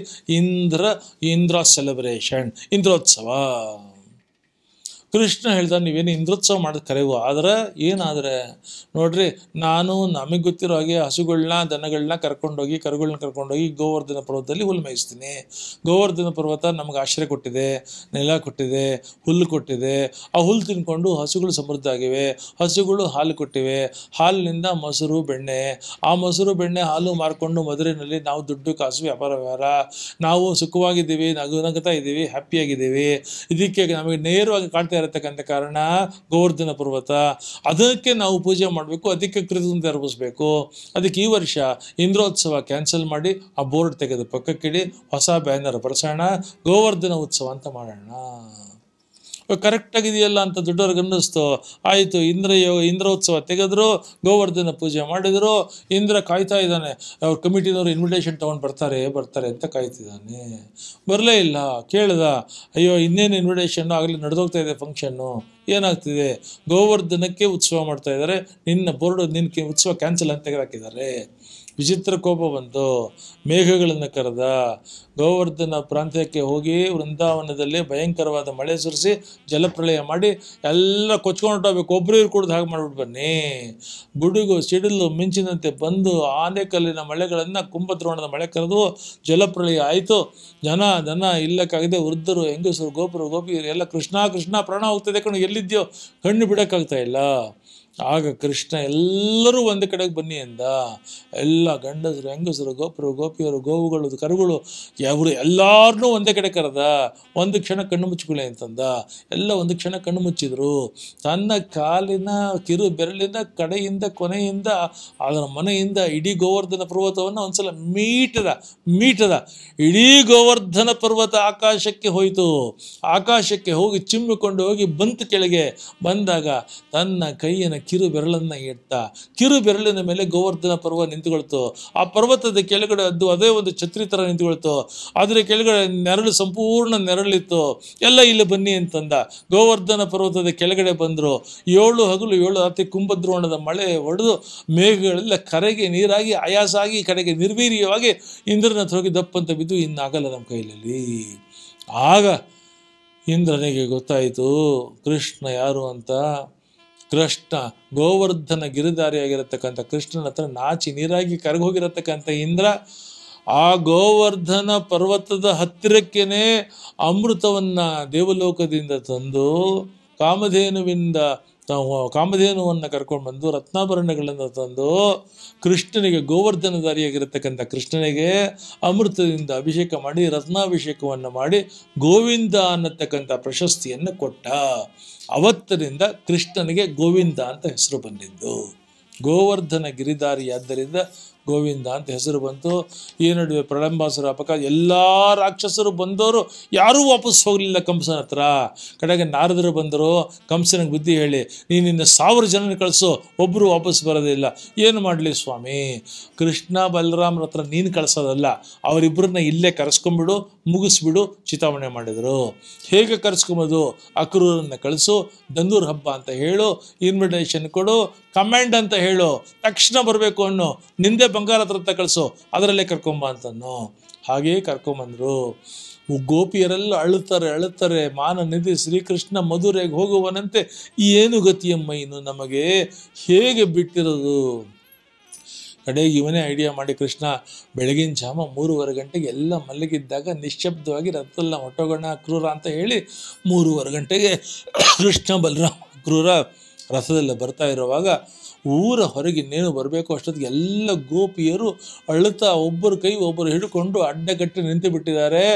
ನನಗೆ ಗೊತ್ತು ನೀನು ಕದ್ದು ಹೋಗುತ್ತಿದ್ಯಾ ಅಂತ. ಅಕ್ರೂರ ಅಲ್ಲ ಕರ್ಕೊಂಡು ಹೋಗ್ತಿದ್ದ, ಮಹಾಕ್ರೂರ ಇವನು. ಹೋಗಬೇಡ ಮದುರೆಗೆ. ಇಲ್ಲ ಕಣೆ, ಯಾವುದೋ ಒಂದು ಹಬ್ಬಕ್ಕೆ ಕರೆದಿದ್ದಾರೆ, ಗೆಸ್ಟಾಗಿ ಕರೆದಿದ್ದಾರೆ, ಹೋಗ್ಬಿಟ್ಟು ಬಂದ್ಬಿಡ್ತೀನಿ. ಮದುರೆಗೆ ನೀನು ಹೋದ್ರೆ ವಾಪಸ್ ಬರಲ್ಲ ಕಣೋ. ಅಯ್ಯೋ ಎಲ್ಲಿ ಹೋಗ್ಲಿ ಕಣೆ, ನಾನು ನಿಮ್ಮನ್ನು ಬಿಟ್ಟಲ್ಲಿ ಹೋಗ್ಲಿ ಬರ್ತೀನಿ. ಮದುರೆಗೆ ಹೋದರೆ 5 ಸ್ಟಾರ್ ಸಿಟಿ ಕಣೋದು. 5 ಸ್ಟಾರ್ ಸಿಟಿನಲ್ಲಿ ಗ್ಲ್ಯಾಮರಸ್ ಗರ್ಲ್ಸ್ ಇರ್ತಾರೆ, ಅರ್ಬನ್ ಗರ್ಲ್ಸ್ ಇರ್ತಾರೆ, ಸೊಫಿಸ್ಟಿಕೇಟೆಡ್ ಗರ್ಲ್ಸ್ ಇರ್ತಾರೆ. ಅವರನ್ನು ನೋಡಿದ ಮೇಲೆ ನಾವೆಲ್ಲಿಗೆ ಜ್ಞಾಪಕಕ್ಕೆ ಬರ್ತೀವೋ ನಿನಗೆ? ಬರಲ್ಲ ಕಣೋ. ಅಯ್ಯೋ ನನಗೂ ಅದಕ್ಕೆ ಕನೆಕ್ಷನ್ ಇಲ್ಲ ಕಣೆ. ನಾನು ನಮ್ಮ ಕಂಸ ರಾಜ ಹೇಳಿ ಕಳಿಸಿಯಾನೆ, ರಾಜಕಾರ್ಯ ಮುಗಿಸ್ಕೊಂಡು ಮತ್ತೆ ಬರ್ತೀನಿ ನಿಮ್ಮ ಹತ್ರ. ಆವಾಗ ಬಂದನು ಊರ ಹೊರಗೆ ಪಾಳೆಯದಲ್ಲಿ ನಿಂದ ಊರನ್ನು ಒಂದು ಸರ್ತಿ ನೋಡ್ಕೊಂಬರ್ಬೇಕು ಅನ್ನಿಸ್ತು. ಅವನು ಬಲರಾಮ ಗೋಪುರು ಎಲ್ಲ ಹೊರಟರು. ನಾಳಿಂದ ರಾಜ ದರ್ಬಾರ್ಗೆ ಹೋಗ್ಬೇಕು. ದರ್ಬಾರ್ ಬಟ್ಟೆಗಳು ತಂದಿಲ್ಲ. ಅಗಸರು ಕತ್ತೆಗಳ ಮೇಲೆ ಬಟ್ಟೆ ಹಾಕ್ಕೊಂಡು ಬರ್ತಾ ಇದ್ದ. ಯಾರೋ ನೀನು ಅಂದ ಕೃಷ್ಣ. ರಾಜನ ಮನೆ ಅಗಸ, ಕಂಸನ ಮನೆ ಅಗಸ, ನಾನು ಅಫಿಷಿಯಲ್ ವಾಷರ್ ಮ್ಯಾನ್ ಅಂತಂದ. ಸರಿ, ನಮಗೆ ದರ್ಬಾರ್ಗೆ ಹೋಗಬೇಕು, ಈ ಬರೀ ಹಳ್ಳಿ ಹುಡುಗರು, ಏನಾದ್ರು ಬಟ್ಟೆ ಇದ್ರು ಕೊಡು ಅಂತಂದ. ಹಳ್ಳಿ ಕೊರಮರ, ರಾಜನ ಮನೆ ಬಟ್ಟೆ ಎಷ್ಟು ಕೇಳೋಷ್ಟು ಗತ್ತು ಬಂತ ನಿಮಗೆ? ಈಗಲೇ ಸೈನಿಕರು ಕರೆಸಿ ನಿಮ್ಮ ಜೈಲಿಗೆ ಹಾಕಿಸ್ತೀನಿ. ಆಗ ಕೃಷ್ಣ ಒಂದು ಸಲ ಎಗರಿ ಅವನ ಎದೆಗೆ ಮುಷ್ಟಿಯಲ್ಲಿ ಕೊಟ್ಟರೆ ಅಗಸ ಅಲ್ಲೇ ಮೃತನಾದ. ಬಟ್ಟೆ ಗಂಟ ಬಿಚ್ಚಿದ್ರು. ಪೀತಾಂಬರ ಬೇಕಾದ್ರೆ ಪೀತಾಂಬರ, ನೀಲಾಂಬರ ಬೇಕಾದ್ರೆ ನೀಲಾಂಬರ ಬಟ್ಟೆಗಳನ್ನು ಹಾಕ್ಕೊಂಡ್ರು. ಮುಂದೆ ಬಂದರು. ಯಾವೊಬ್ಬ ಬರ್ತಾ ಇದ್ದ, ಒಂದು ಹಾರ ಇಟ್ಕೊಂಡು ಬರ್ತಾ ಇದ್ದ. ಯಾರಪ್ಪ ನೀನು ಅಂದರು. ನನ್ನ ಹೆಸರು ಸುಧಾಮ ಅಂತ, ನಾನು ಹೂವಾಡಿಗರೋನು, ಹೂವು ಕಟ್ಟತಕ್ಕಂಥವನು. ಯಾಕೆ ಹೂವು ಕಟ್ತಾ ಇದೆಯಾ? ವ್ಯಾಪಾರ ಮಾಡಿ ದುಡ್ಡು ಕಾಸು ಮಾಡ್ಕೊಂಬೇಕಲ್ಲ. ಯಾವತ್ತೋ ಒಂದಿನ ಮಧುರೆಗೆ ಕೃಷ್ಣ ಬರ್ತಾನೆ ಅಂತ ನಮಗೆ ಇಂತು ಮನಸ್ಸಿತ್ತು. ನಾನು ಹೂವು ಕಟ್ತಾನೇ ಇರಬೇಕು. ಯಾವತ್ತೋ ಅವ್ನು ಬರ್ತಾನೋ, ನಾನು ಕೈಯಾರೆ ಕಟ್ಟಿರೋ ಹೂನಾರ ಅವ್ನಿಗೆ ಹಾಕಬೇಕು ಅಂತ ಆಸೆ ಇತ್ತು. ನೀನು ಬಂದಿದ್ಯಾ, ಹಾಕಿಸ್ಕೊ ಬಂಗಾರ ಅಂತಂದ. ಕೃಷ್ಣ ಅಂದ, ನಿನ್ನ ಮನೆ ಎಲ್ಲಿದೆ ಅಂತ. 3rd ಕ್ರಾಸ್ನಲ್ಲಿ ಅಂದ. ಅಲ್ಲಿಗೆ ಬರ್ತೀನಿ ನಡಿ ಅಂತಂದ. ಸುಧಾಮನ ಮನೆಗೆ ಬಂದು ಅಲ್ಲಿ ಕೂಡಿಸ್ಬಿಟ್ಟು ಸುಧಾಮನ ಕೈನಲ್ಲಿ ಹಾರ ಹಾಕಿಸ್ಕೊಳ್ತಿರುವಾಗ ಅವನ ತಲೆ ಮೇಲೆ ಇವನ ಹಸ್ತವನ್ನಿಟ್ಟು ಮೋಕ್ಷವನ್ನೇ ಕೊಟ್ಟ ಅವನಿಗೆ. ಅಲ್ಲಿಂದ ಸ್ವಲ್ಪ ಮುಂದೆ ಬಂದ ಒಬ್ಬ ದೇವಾಂಗದವನು ಬಂದ. ಅವ್ನು ಶಾಲ್ ತೊಗೊಂಡು ಬಂದ. ಕೃಷ್ಣ ಶಾಲ್ ಹಾಕಿಸ್ಕೊಳ್ಳೋ ರಾಜ ಅಂತಂದ. ಏನು ಮಾಡ್ತಿದ್ಯಪ್ಪ ಅಂದ. ಬಟ್ಟೆ ವ್ಯಾಪಾರಿ, ಶಾಲ್ ಮಾಡ್ತಾಯಿದ್ದೀನಿ. ಯಾತಕ್ಕೆ? ವ್ಯಾಪಾರಕ್ಕಲ್ಲ, ದುಡ್ಡಿಗಲ್ಲ, ಕಾಸಿಗಲ್ಲ.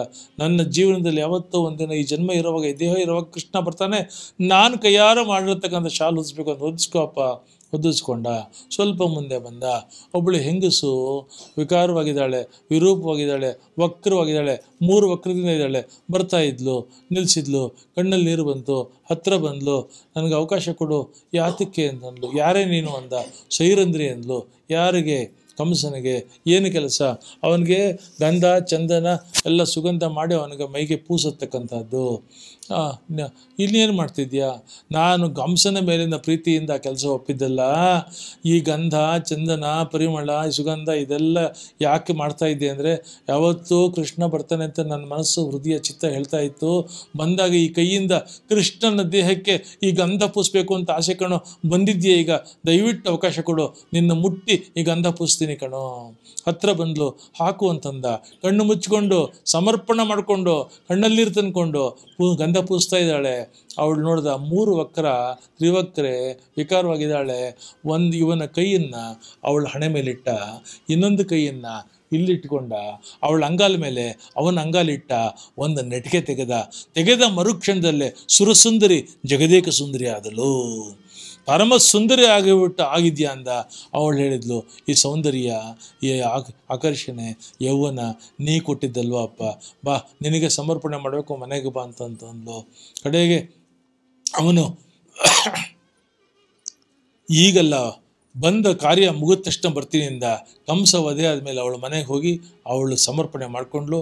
ಅವಳಿಂದ ಅವನ ಮಗುವನ್ನು ಪಡೆದ. ಆ ಮಗು ಹೆಸರು ವಿಶೋಕ ಅಂತಂದ್ಬಿಟ್ಟು ಮುಂದೆ ಚಾಣೂರ ಮುಷ್ಟಿಕರನ್ನ ಸದೆಬಡ್ದ, ಕಂಸನ ಸೋದರನ್ನ ಸದೆಬಡ್ದ, ರಾಜ ಜಟ್ಟಿಗಳನ್ನು ಸದೆಬಡ್ದ, ಕಂಸವಧೆಯನ್ನು ಮಾಡಿ ವಸುದೇವ ದೇವಕಿ ಉಗ್ರಸೇನರನ್ನು ಸೆರೆಯಿಂದ ಬಿಡಿಸಿಬಿಟ್ಟ ಮೇಲೆ ದೇವಕಿ ವಸುದೇವರು ಹುಟ್ಟಿದಾಗ ನೋಡಿದವರು ಮತ್ತೆ ಈಗ ನೋಡ್ತಾ ಇದ್ದಾರೆ. ತಂದೆ ತಾಯಿಗಳ ಕರ್ತವ್ಯ ಯಾವತ್ತಿದ್ರೂ ಮಾಡಬೇಕು ಅಂತ ಹೇಳಿ ಅವನಿಗೆ ಉಪನಯನ ಮಾಡ್ತಿದ್ದಾರೆ. ಉಪನಯನ ಮಾಡಿ ಗುರುಕುಲಕ್ಕೆ ಹೋಗಿ ವಿದ್ಯಾಭ್ಯಾಸ ಮಾಡ್ತೀನಿ ಅಂತಂದ. ಸಾಂದೀಪಿನಿ ಗುರುಗಳ ಹತ್ರ ಹೋದ್ರ. 64 ದಿನಗಳಲ್ಲಿ 64 ವಿದ್ಯೆಗಳನ್ನು ಕಲಿತು ಶಿಷ್ಯವೃತ್ತಿ ಮಾಡಿ ಗುರುದಕ್ಷಿಣೆ ಏನು ಬೇಕು ಅಂದರೆ ಎಷ್ಟೋ ದಿನದಿಂದ ನನ್ನ ಮಗ ಸಮುದ್ರಕ್ಕೆ ಹೋದಾಗ ನೀರಲ್ಲಿ ಬಿದ್ದು ಸತ್ತೋಗಿದ್ದಾನೆ, ತಂದು ಕೊಡು ಅಂತಂದ. ವರ್ಣನ ಹೇಳಿ ಯಮನಿಗೆ ಹೇಳಿ ಅವನನ್ನು ಸತ್ತ ಮಗನನ್ನು ಗುರುದಕ್ಷಿಣೆಯಾಗಿ ಕೊಟ್ಟ. ಈಗ 15 ವರ್ಷದ ಆಗ ಕೃಷ್ಣನಿಗೆ 15 ವರ್ಷ ಆಗಿದ್ದಂಥ ಇಂಥ ಸಂದರ್ಭದಲ್ಲಿ ಪಾಂಡುರಾಜ ತೀರ್ಕೊಂಡ. ಧೃತರಾಷ್ಟ್ರ ರಾಜ ಆದಾಗ ಯಾವ ಅಕ್ರೂರ ಇವನನ್ನು ಕರ್ಕೊಂಬಟ್ಟಿದ್ನೋ ಅಕ್ರೂರನ್ನು ಕರೆದು ಕುಂತಿ ಯೋಗಕ್ಷೇಮ ವಿಚಾರಿಸ್ಕೊಂಬ. ಪಾಂಡುರಾಜ ಇಲ್ಲ, ಪಾಂಡವರಿಗೆ ಅನ್ಯಾಯ ಆಗದೇ ಇರೋ ಥರದಲ್ಲಿ ರಾಜ್ಯವನ್ನು ಚೆನ್ನಾಗಿ ನೋಡಿಕೊಳ್ಳಿಲ್ಲ ಅಂದರೆ ಕಂಸನಿಗೆ ಏನು ಮಾಡ್ದೆ ಅನ್ನೋದನ್ನ ಸೂಚ್ಯವಾಗಿ ಹೇಳ್ಬಿಟ್ವ ಧೃತರಾಷ್ಟ್ರನಿಗೆ. ಒಂದೇ ಪಾಂಡವರ ಮನೆಯಲ್ಲಿ ಕುದುರೆಗಳ ತಾತೊಳೆದಂಥ ಮಹಾಭಾರತದಲ್ಲಿ ಕೃಷ್ಣನ ಪಾತ್ರವನ್ನು, ಸೂತ್ರವನ್ನು, ಭಗವದ್ಗೀತೆಯನ್ನೆಲ್ಲ ನೋಡಿದ್ದೀರ. ವಿದರ್ಭ ದೇಶ, ಭೀಷ್ಮಕ ರಾಜನಿಗೆ ರುಕ್ಮರಥ, ರುಕ್ಮಬಾಹು, ರುಕ್ಮಕೇಶ, ರುಕ್ಮಾಲಿ 5 ಮಕ್ಕಳು, ರುಕ್ಮಿಣಿ ಅಂತ ಒಬ್ಬ ಹೆಣ್ಮಗಳು. ನಾರದರು ಭೀಷ್ಮಕನ ಹತ್ರ ಬಂದರು. ಕೃಷ್ಣನ ರೂಪವನ್ನು, ಕೃಷ್ಣನ ಗುಣವನ್ನು, ಕೃಷ್ಣನ ಬಣ್ಣನೆಯನ್ನು, ಕೃಷ್ಣನ ಮೋಹವನ್ನು, ಕೃಷ್ಣನ ಲೀಲೆಯನ್ನು ಹೇಳ್ತಾ ಇರುವಾಗ ಆ ರುಕ್ಮಿಣಿ ಮನಸ್ಸಿನಲ್ಲೇ ಸಂಕಲ್ಪ ಮಾಡಿಕೊಂಡು ಮದುವೆ ಆದರೆ ಕೃಷ್ಣನೇ ಮದುವೆ ಆಗೋದು. ಹಾಗೆ ಅವಳ ರೂಪ, ಲಕ್ಷಣ, ಗುಣ, ಶೀಲ ಎಲ್ಲವನ್ನ ಕೃಷ್ಣನಿಗೆ ಹೇಳಿದ. ಕೃಷ್ಣನು ರುಕ್ಮಿಣಿ ಮದುವೆ ಆಗಬೇಕು ಅಂದ್ಕೊಂಡ. ಆ ರುಕ್ಮಿಣಿ ಅಪ್ಪ ಭೀಷ್ಮಕ ರಾಜನಿಗೂ ಅದೇ ಆಸೆ ಇತ್ತು. ಆದರೆ ಭೀಷ್ಮಕನ ಮಗ ರುಕ್ಮಿಗೆ ಮಾತ್ರ ಅವನು ಶಿಶುಪಾಲ, ದಂತವಕ್ರ, ಜರಾಸಂಧನ ಸ್ನೇಹಿತ, ಜರಾಸಂಧನಿಗೆ ತುಂಬ ಕ್ಲೋಸ್ ಫ್ರೆಂಡು. ಶಿಶುಪಾಲನಿಗೆ ರುಕ್ಮಿಣಿನ ಕೊಡಬೇಕು ಅಂತ ಮನಸ್ಸಲ್ಲಿ ಹಠ ತೊಟ್ಟ. ಅಪ್ಪನ ಹತ್ರ ಬಂದ. ಅಪ್ಪ ಹೇಳಿದ, ಕೃಷ್ಣನಿಗೆ ಕೊಡುವೇನೋ, ಗೊಲ್ಲ ಅವನು, ಕಳ್ಳ ಅವನು, ನಮ್ಮ ಯೋಗ್ಯತೆ ಏನೋ, ಅವನ ಯೋಗ್ಯತೆ ಏನೋ, ಶಿಶುಪಾಲ ರಾಜ, ಅವನಿಗೆ ಕೊಡೋಣ. ನೀನೇನಾದರೂ ಕೃಷ್ಣನಿಗೆ ಕೊಡ್ತೀನಿ ಅಂದರೆ ನಿನ್ನ ಸೆರೆಮನೆಗೆ ಹಾಕಿ ನಾನೇ ರಾಜ ಆಗ್ತೀನಿ, ಮದುವೆ ಮಾಡ್ತೀನಿ. ಅಪ್ಪನ ಬಾಯಿ ಮುಚ್ಚದ. ಈಗ ಮದುವೆ ಇನ್ನೊಂದೇ ತಡ ಆಯಿತು ಅಂದ್ರೆ ತೊಂದರೆ ಆಗುತ್ತೆ ಅಂತ ಮದುವೆ ದಿನ ಫಿಕ್ಸ್ ಮಾಡಿದ, ಕರೆಸಿದ. ಆಗಲೇ ಅವರು ಬಾರಾತಿಗೆ ಬಂದರು. ಅವರೆಲ್ಲ ನರ್ತನ ಮಾಡಿಕೊಂಡು, ಶಿಶುಪಾಲ ಅಂತೂ ಕಿವಿಗಳಿಗೆ ಕೋಡ್ಬಳೆ ಹಾಕ್ಕೊಂಡು ನರ್ತನ ಮಾಡಿಕೊಂಡು ಬ್ಯಾಂಡ್ ಸೆಟ್ ತೊಗೊಂಡು ಬಂದೇ ಬಿಟ್ಟ. ನಾಳದ್ದೇ ಮದುವೆ. ಇಲ್ಲಿವರೆಗೂ ಕಾದ್ಲು, ಏನಾಗಲಿಲ್ಲ. ಕಡೆಗೆ ರುಕ್ಮಿಣಿ ಒಂದು first officially documented love letter the world ಬರಿತಾ ಇದ್ದಾಳೆ. ಕೃಷ್ಣನಿಗೆ ಬರಲು ಜಗದೇಕ ಸುಂದರನಾಗಿರತಕ್ಕಂಥ, ಜಗನ್ಮೋಹನ್ ಆಗಿರತಕ್ಕಂಥ ಕೃಷ್ಣ, ನಿನ್ನ ಸ್ಮರಣೆ ನನ್ನ ಪಾಲಿಗೆ ಅಮೃತ ಕಣೋ, ಅದೇ ಸವಿ ಊಟ ಕಣೋ. ನಿನ್ನ ಮೂರ್ತಿ, ನಿನ್ನ ಕೀರ್ತಿನೇ ನನಗೆ ಸುಖ ತರತಕ್ಕಂಥ ಸಾಧನ ಕಣೋ. ನಿನ್ನ ಚಿಂತೆ ಒಂದಿತ್ತು ಅಂದರೆ ಎಲ್ಲ ದುಷ್ಟ ಚಿಂತೆಗಳು ನಿವಾರಣೆ ಆಗ್ತಾ ಇದೆಯಪ್ಪ. ನಿನ್ನ ಸ್ಮರಣ ಅಂದರೆ ಸರ್ವ ದುರಿತ ಹರಣ ಕಣೋದು. ನಿನ್ನ ಮಹಿಮೆ ಶ್ರವಣ ಅಂದರೆ ಕರ್ಣ ರಸಾಯನಪ್ಪ ಅದು. ಮಂಗಳಾಂಗ ನಿನ್ನ ಸಂಘ ಭೋಭಂಗ. ನಿನಗೆ ಮನಸ್ಸೋತು ನಾಚಿಕೆ, ಸಂಕೋಚ, ಲಜ್ಜೆ ಬಿಟ್ಟು ಈ ಪತ್ರ ಬರಿತಾ ಇದ್ದೀನಿ. ಕುಲದಿಂದ, ರೂಪದಿಂದ, ಶೀಲದಿಂದ, ವಿದ್ಯೆಯಿಂದ, ವಯಸ್ಸಿಂದ, ವೈಭವದಿಂದ, ವಿಜೃಂಭಣೆಯಿಂದ, ಶೋಭೆಯಿಂದ, ಅರಮನೆಯಿಂದ ಶೋಭಿಸಿರತಕ್ಕಂಥ ನಿನಗೆ ಸರಿಯಾಗಿರತಕ್ಕಂಥವಳು ನಾನು ಅಂತ ಗಮನಕ್ಕೆ ತರ್ತಾ ಇದ್ದೀನಿ. ಕಾನ್ಫಿಡೆನ್ಸ್ ಬಿಲ್ಡಿಂಗ್ ಅದು. ನೀನು ಭಕ್ತ ಪ್ರಿಯ, ನನ್ನ ಭಕ್ತಿ ಮತ್ತು ನೀನು ಶರಣಾಗತ ವತ್ಸಲ. ನಾನು ಭಕ್ತಿಯಿಂದ ನಿನ್ನಲ್ಲಿ ಶರಣು ಆಗಿದ್ದೇನೆ. ದೀನಜನ ಪರಿಪಾಲ, ದೀನಳಾಗಿ ಬೇಡಿಕೊಳ್ತಾ ಇದ್ದೇನೆ. ನಿನ್ನ ಪಾದಪದ್ಮಗಳನ್ನು ನಿರಂತರ ಸೇವಿಸೋದಕ್ಕೆ ಬಯಸಿದ್ದೀನಿ. ಪ್ರೀತಿಯಿಂದ ವಂದಿಸ್ತಾ ಇದ್ದೀನಿ, ಗೌರವದಿಂದ ವಂದಿಸ್ತಾ ಇದ್ದೀನಿ, ಬೇಡಿಕೊಳ್ತಾ ಇದ್ದೀನಿ. ನಿನ್ನ ಪಾದಗಳಲ್ಲಿ ಬಿದ್ದು ಆರ್ತ ಪ್ರೇಮಿಯಾಗಿ ತಕ್ಷಣ ನನ್ನ ಪ್ರೀತಿಯನ್ನು ಈಡೇರಿಸು. ನನ್ನ ಚಿತ್ತ, ನನ್ನ ಮನಸ್ಸು, ನನ್ನ ಬುದ್ಧಿ, ನನ್ನ ಚೈತನ್ಯ ಎಲ್ಲ ನಿನ್ನೆಗೋಸ್ಕರ ಕಾಯ್ತಾ ಇದೆ. ಬಿರುದುಳ್ಳ ವರ್ಗಶಯನ, ನಿನಗೆ ನೀನೇ ಸಾಟಿ. ಸಿಂಹ ನೀನು, ಪುರುಷ ಸಿಂಹ ನೀನು. ನಾನು ಸಿಂಹಕ್ಕೆ ದಕ್ಕಬೇಕಾದವಳು. ಜರಾಸಂಧ, ಶಿಶುಪಾಲನಂಥ ನರಿ ನಾಯಿಗಳು ಬಂದು ಕಾಯ್ತಾ ಇದ್ದಾರೆ. ನನ್ನ ನರಿ ನಾಯಿಗಳ ಪಾಲು ಮಾಡಬೇಡ. ಸಿಂಹಕ್ಕೆ ಬಂದು ಸಿಂಹಭೂಷಣನಾಗಿ, ಪುರುಷ ಸಿಂಹನಾಗಿ ಬಂದು ನನ್ನ ಕರ್ಕೊಂಡು ಹೋಗು. ಸೈನ್ಯ ತೊಗೊಂಬಂದು ನಾಳಿದ್ದು ವಿವಾಹ ಇವ್ರನ್ನೆಲ್ಲ ಕೊಚ್ಚಾಕಿ ಕರ್ಕೊಂಡು ಹೋಗು. ಅದಕ್ಕೆ ಸಮಯ ಅವಕಾಶ ಇಲ್ಲ ಅಂದರೆ ಇನ್ನೊಂದು ಐಡಿಯಾ ಹೇಳ್ತೀನಿ. ನಾಳಿದ್ದು ಬೆಳಗ್ಗೆ ಮದುವೆಗೆ ಮುಂಚೆ ಗೌರಿ ಪೂಜೆಗೆ ಅಂಬಿಕಾ ದೇವಸ್ಥಾನಕ್ಕೆ ನಮ್ಮಮ್ಮ ಇಬ್ಬರು ಸೆಕ್ಯೂರಿಟಿ ಗಾರ್ಡ್ ಜೊತೆ ಕರ್ಕೊಂಡು ಹೋಗ್ತಿದ್ದಾರೆ. ಅಲ್ಲಿ ಯಾರೂ ಸೆಕ್ಯೂರಿಟಿ ಇರಲ್ಲ. ಒಳಗಡೆ ಪೂಜೆ ಮಾಡಿ ಈಚೆಗೆ ಬರ್ತೀವಿ. ಅಷ್ಟೊತ್ತಿಗೆ ರಥ ಅಲ್ಲಿ ತಂದಿರೋ, ನಾನು ಓಡಿ ಬರ್ತೀನಿ, ನನ್ನ ಎಳಕೋ ಬರಸೆಳಕೋ ಒಟ್ಟು ಇಬ್ಬರು ಓಡೋಗ್ಬಿಡೋಣ. ಎಲ್ಲ ಪ್ಲ್ಯಾನ್ ಮಾಡಿ ಅದನ್ನು ಒಬ್ಬ ವೃದ್ಧ ಬ್ರಾಹ್ಮಣ, ಶರವೇಗದಲ್ಲಿ ಹೋಗತಕ್ಕಂಥ ಒಂದು ಶಕ್ತಿ ಇದ್ದಂಥ ವೃದ್ಧ ಬ್ರಾಹ್ಮಣನ ಕೈಯಲ್ಲಿ ಆ ಒಂದು ಸಂದೇಶದ ಚೀಟಿಯನ್ನು ಕೊಟ್ಟು ಕಳಿಸಿದರು. ಅದು ಬಂದ ಮರುಕ್ಷಣದಲ್ಲಿ ಕೃಷ್ಣ ತೆಗೆದ ಓದಿದ ತಕ್ಷಣ ದಾರುಕ ಅಂದ, ಸಾರಥಿ ಬಂದ, ರಥ ಎಲ್ಲಿ ಅಂದ, ರಥ ಹತ್ತದ, ಹೊರಟೆ ಹೋದ. ಬಲರಾಮಂಗೆ ಗೊತ್ತಾಯ್ತು ವಿಷಯ, ಒಬ್ಬನೇ ಹೋಗಿದ್ದಾನೆ. ಅವನು ಕೋಟಿ ಲಕ್ಷ ಜನ ಸೈನಿಕರ ಜೊತೆ ಜರಾಸಂಧ ಬಂದಿಯಾನೆ, ಯುದ್ಧ ಆದ್ರೆ ಕಷ್ಟ ಅಂತ ಬಲರಾಮ ಸೈನಿಕರನ್ನೆಲ್ಲ ಜೋಡಿಸ್ಕೊಂಡು ಅವನು ಬಂದ. ಈಗ ರಾಜಧಾನಿ ಕುಂಡಿನಿಪುರದಲ್ಲಿ ರುಕ್ಮಿಣಿ ವಿವಾಹಕ್ಕೆ ಎಂಥ ಸಿದ್ಧತೆ ಅಂದರೆ ಬೀದಿ ಬೀದಿಗಳಲ್ಲಿ ಪನ್ನೀರು ಚೆಲ್ಲಿದ್ದಾರೆ, ಬಂಗಾರದ ತೋರಣೆಗಳು ಸರಣೆಗಳಾಗಿದೆ, ಸಂಭ್ರಮ ಸಡಗರಗಳಾಗಿದೆ. ಎಲ್ಲ ರತ್ನಾಭರಣ ತೊಟ್ಟು ಕಾಯ್ತಾ ಇದ್ದಾರೆ. ಭೀಷ್ಮಕ ರಾಜ ಇವ್ರನ್ನೆಲ್ಲ ಎದುರುಗೊಂಡ ಜರಾಸಂಧ ಅವ್ರನ್ನೆಲ್ಲ ಎಲ್ಲರನ್ನೂ ಅರಮನೆಯಲ್ಲಿ ಇಳಿಸಿದ್ರು. ದೊಡ್ಡ ದೊಡ್ಡ ಭವ್ಯ ಭವನಗಳಲ್ಲಿ ಬಿಡಾರ ಹೂಡಿದ್ರು. ಆದರೂ ಏನೂ ಆತಂಕ. ಗೌರಿ ಪೂಜೆ ಬಂದೇ ಬಂತು. ಬೆಳಗ್ಗೆ ಅವರಮ್ಮ ರುಕ್ಮಿಣಿ ಇಬ್ಬರು ಭಟರನ್ನು ಕರ್ಕೊಂಡು ಬಂದರು ದೇವಸ್ಥಾನಕ್ಕೆ. ದೇವಸ್ಥಾನದಲ್ಲಿ ಅಂಬಿಕಾ ಪೂಜೆ, ಗೌರಿ ಪೂಜೆ ಮಾಡಿಸಿದ್ರು ಅರ್ಚಕರು. ಮಾಡಿದ ತಕ್ಷಣ ಈಚೆಗೆ ಬಂದು ಮರ ಇತ್ತು. ಮರಕ್ಕೆ ಪ್ರದಕ್ಷಿಣೆ ಆಗ್ತೀನಿ ಅಂತ ಬಂದು ಅಲ್ಲಿಗೆ ಬರೋ ಹೊತ್ತಿಗೆ ಜಗಲಿ ಹತ್ರ ಸರಿಯಾಗಿ ಕೃಷ್ಣನ ರಥ ಬಂತು. ಓಡು ಬಂದ್ಲು. ಅವಳನ್ನ ಎಳ್ಕೊಂಡ, ಬರಸೆಳೆದ, ಶಬ್ದ ಇಟ್ಕೊಂಡ, ನಾಗಾಲೋಟದಲ್ಲಿ ಶರವೇಗದಲ್ಲಿ ಹೊರಟೋಯ್ತು ರಥ. ವಿಚಾರ ರುಕ್ಮಿಗೆ ಗೊತ್ತಾಯಿತು. ರುಕ್ಮಿ ಅವನು ಹೇಳ್ದ, ನನಗೆ ಅವಮಾನ ಮಾಡಿರತಕ್ಕಂಥ ನನ್ನ ಸೋದರಿಯನ್ನು ಕದ್ಕೊಂಡಿರ್ತಕ್ಕಂಥ ಕೃಷ್ಣನನ್ನು ಎಷ್ಟೇ ಕಷ್ಟ ಆಗಲಿ ಹೋಗಿ ಹೊಡೆದು ಆ ರುಕ್ಮಿಣಿನ ಕರ್ಕೊಂಬಂದು ಆ ಶಿಶುಪಾಲಂಗೆ ಮದುವೆ ಮಾಡಿಸ್ಲಿಲ್ಲ ಅಂದರೆ ನಾನು ಮತ್ತೆ ವಾಪಸ್ ಬರೋದೇ ಇಲ್ಲ ಇಲ್ಲಿಗೆ ಅಂತ ಪ್ರತಿಜ್ಞೆ ಮಾಡ್ದ. ಮತ್ತೆ ಬರಲೇ ಇಲ್ಲ ಅವನಲ್ಲಿಗೆ. ಆದರೂ ಕೃಷ್ಣನ್ ಹಿಡ್ದ, ಕಷ್ಟಪಟ್ಟ ಕೃಷ್ಣನ್ ಹಿಡ್ದ. ಕೃಷ್ಣ ರಥದಿಂದ ಧುಮುಕದ. ಕೃಷ್ಣನೇ ಅವನ್ನ ಎಳೆದು ಹಿಡಿದ್ರೆ ಕೃಷ್ಣ ಹೊರಗಿಂದ ಕತ್ತಿ ತೆಗೆದ. ಇನ್ನೊಂದು ಕೈಯಿಂದ ಕುತ್ತಿಗೆ ಹಿಡ್ದ ಅವನ್ನ. ರುಕ್ಮನ ಕುತ್ತಿಗೆಯನ್ನು ಎಡಗೈಲಿ ಹಿಡ್ದ, ಬಲಗೈಯಲ್ಲಿ ಕತ್ತಿ ತೆಗೆದ. ಇನ್ನೊಂದು ಕ್ಷಣದಲ್ಲಿ ಕತ್ತಿಯಿಂದ ರುಕ್ಮನ ತಲೆ ಕತ್ತರಿಸಬೇಕು. ಅಷ್ಟರಲ್ಲಿ ರಥದಿಂದ ಧುಮುಕಿ ರುಕ್ಮಿಣಿ ಓಡಿ ಬಂದು ಕೃಷ್ಣನ ಕಾಲಿಗೆ ಬಿದ್ಲು. ಶರಣಾಗತ ವತ್ಸಲ, ನೀನು ಭಕ್ತಜನ ಪರಿಪಾಲ, ಇವನ್ನು ಕೊಲ್ಲಬೇಡ ಕಣೋ, ದಯವಿಟ್ಟು ಕೊಲ್ಲಬೇಡ ಇವನ್ನ. ಅಲ್ವೇ ನಿನ್ನ ಈ ನಾಯಿ ನರಿಗಳಿಗೆ ಕೊಟ್ಟೋದಕ್ಕೆ ಮತ್ತೆ ಕೊಟ್ಟು ಮದುವೆ ಮಾಡೋಕ್ಕೆ ಸಿದ್ಧ ಆಗಿದ್ದ ನಿಮ್ಮ ಅಣ್ಣ, ಅವನ್ನ ಕೊಲ್ಬೇಡ ಅಂತೀಯಲ್ಲ. ಮದುವೆಗೆ ಮುಂಚೆನೇ ತವರಿನ ಮೋಹ ಸ್ಟಾರ್ಟ್ ಆಗೋಯ್ತು ನೋಡಿ ನಿಂದಾಗ್ಲೇ. ಅದಕ್ಕೆಲ್ಲ ಕಣೋ, ಇನ್ಯಾದಕ್ಕೆ ಇವನ್ನೇನಾದರೂ ನೀನು ಇವಾಗ ಕೊಂದು ಹಾಕಿದರೆ ನಮ್ಮಿಬ್ಬರು ಮದುವೆ 13 ದಿನ ಪೋಸ್ಟ್ಪೋನ್ ಆಗೋಗುತ್ತೆ. ನನಗಿಷ್ಟ ಇಲ್ಲ ಅದು. ಬಟ್ ಅವನು ಹೇಳ್ತಾನೆ ಕೃಷ್ಣ, ನೋಡಿ ನಾನು ಅವತ್ತು ಶಸ್ತ್ರ ಹಿಡಿಯಲ್ಲ, ಶಸ್ತ್ರ ಆಯ್ತಲ್ಲ, ಹಿಡಿದ ಮೇಲೆ ಅದು ಪ್ರಯೋಗ ಆಗಲೇಬೇಕು ಕಣೆ, ದಯವಿಟ್ಟು ಕೊಲ್ಲಬೇಡ. ಆಯಿತು, ಪ್ರಯೋಗ ಮಾಡ್ತೀನಿ, ನಿನ್ನ ಮಾತು ನಡೆಸ್ಕೊಡ್ತೀನಿ ಅಂತ ಹೇಳಿ ಆ ರುಕ್ಮಿಯ ತಲೆಯ ಅರ್ಧ ಭಾಗದ ಕೂದಲನ್ನು ತೆಗೆದ. ಒಂದು ಬಲಭಾಗದ ಹುಬ್ಬು ಪೂರ್ತಿ ತೆಗೆದ. ಕತ್ತಿಯಿಂದ ಅರ್ಧ ಮೀಸೆ ತೆಗೆದ, ಅರ್ಧ ಗಡ್ಡ ತೆಗೆದ. First officially documented special male hair style of the world create ಮಾಡ್ದ. ಕ್ರಿಯೇಟ್ ಮಾಡಿ ಕಳಿಸದ. ಆಗ ಕೃಷ್ಣ ದ್ವಾರಕೆಗೆ ರುಕ್ಮಿಣಿಯನ್ನು ಕರ್ಕೊಂಡು ಬಂದ. ಮರುದಿನವೇ ಅತ್ಯಂತ ವೈಭವ ವಿಜೃಂಭಣೆಯಲ್ಲಿ ರುಕ್ಮಿಣಿ ವಿವಾಹ ನಡೆಯುತ್ತಾ ಇದೆ. ಸುಂದರವಾಗಿ ಸ್ವರ್ಗಲೋಕದ ಹಾಗೆ ದ್ವಾರಕೆಯನ್ನು ವ್ಯವಸ್ಥೆ ಮಾಡಿದ್ದಾರೆ. ಮನೆ ಮುಂದೆ ಸಿಂಹ ತಳಿರು ತೋರಣಗಳು, ಆರತಿ ಅಕ್ಷತೆಗಳು, ಧ್ವಜ ಪತಾಕೆಗಳು, ಮನೆಯಿಂದ ಹೂಹಾರೆಗಳು, ಸಿಂಗಾರ ತೋರಣಗಳು, ಎಲ್ಲರ ಮನೆಯಿಂದ ಬಂಗಾರ ವಜ್ರ ಕವಚಗಳಿಂದ ಧಾರಣೆ ಮಾಡಿಕೊಂಡು ವೇಷಭೂಷಣರಾಗಿ ಬಂದರು. ಎಲ್ಲೆಲ್ಲೂ ಚಂದನ ಶ್ರೀಗಂಧಗಳ ಪರಿಮಳ ಘಮಘಮ. ಎಲ್ಲ ದೇಶದ ಅರಸರು ಮಧುಬಣ್ಣದಲ್ಲಿ ಬಂದರು. ಕೃಷ್ಣ ರುಕ್ಮಿಣಿಯರ ಕಲ್ಯಾಣ ವೈಭವ ಆಗಾಯಿತು. ಎಲ್ಲರಿಗೂ ಕಲ್ಯಾಣವಾಗಲಿ, ಎಲ್ಲರಿಗೂ ಮಂಗಳವಾಗಲಿ. ಕೃಷ್ಣನ ಕಥೆಯನ್ನು ಯಾರು ಕೇಳ್ತಾರೋ ಅವ್ರ ಮನೆಯಲ್ಲಿ ನಿತ್ಯ ಕಲ್ಯಾಣವಿರಲಿ, ನಿತ್ಯ ಮಂಗಳವಿರಲಿ, ಯಶಸ್ಸಾಗಲಿ, ಶ್ರೇಯಸ್ಸಾಗಲಿ. ಜನ್ಮದಲ್ಲಿ ನೀವು ಮಾಡಿರೋ ದುಡ್ಡು ಬರಲ್ಲ, ಕಾಸು ಬರಲ್ಲ, ಬಟ್ಟೆ ಬರಲ್ಲ, ವೈಭವ ಬರಲ್ಲ, ಯಾರೂ ಬರೋದಿಲ್ಲ. ಕೃಷ್ಣನಾಮ ಸ್ಮರಣೆ ಒಂದು ನಿಮ್ಮನ್ನು ಕಾಯುತ್ತೆ. ಸಂತತಂ ಚಿಂತೆಯೇನಂತ ಮಂತಕಾಲ ವಿಶೇಷತಃ ಜೀವನದ ಸಂಧ್ಯಾಕಾಲದಲ್ಲಿ, ಜೀವನದ ಸಂಜೆ ಕತ್ತಲಿನಲ್ಲಿ, ಯಾರೂ ಬರದೇ ಇರೋ ಸಂದರ್ಭದಲ್ಲಿ, ನಿಮಗೆ ಏನು ಕೈಲಾಗದೇ ಇದ್ದಾಗ ನಿಮ್ಮ ಕೈ ಕಾಯತಕ್ಕಂತಹ, ನಿಮ್ಮ ಆತ್ಮಜ್ಯೋತಿಯನ್ನು ಕಾಪಾಡತಕ್ಕಂತಹ, ನಿಮ್ಮ ಸಾಧನ ಮಾಡತಕ್ಕಂತಹ ಅನಂತ ಶಕ್ತಿ ಆ ಕೃಷ್ಣ ಪರಮಾತ್ಮ.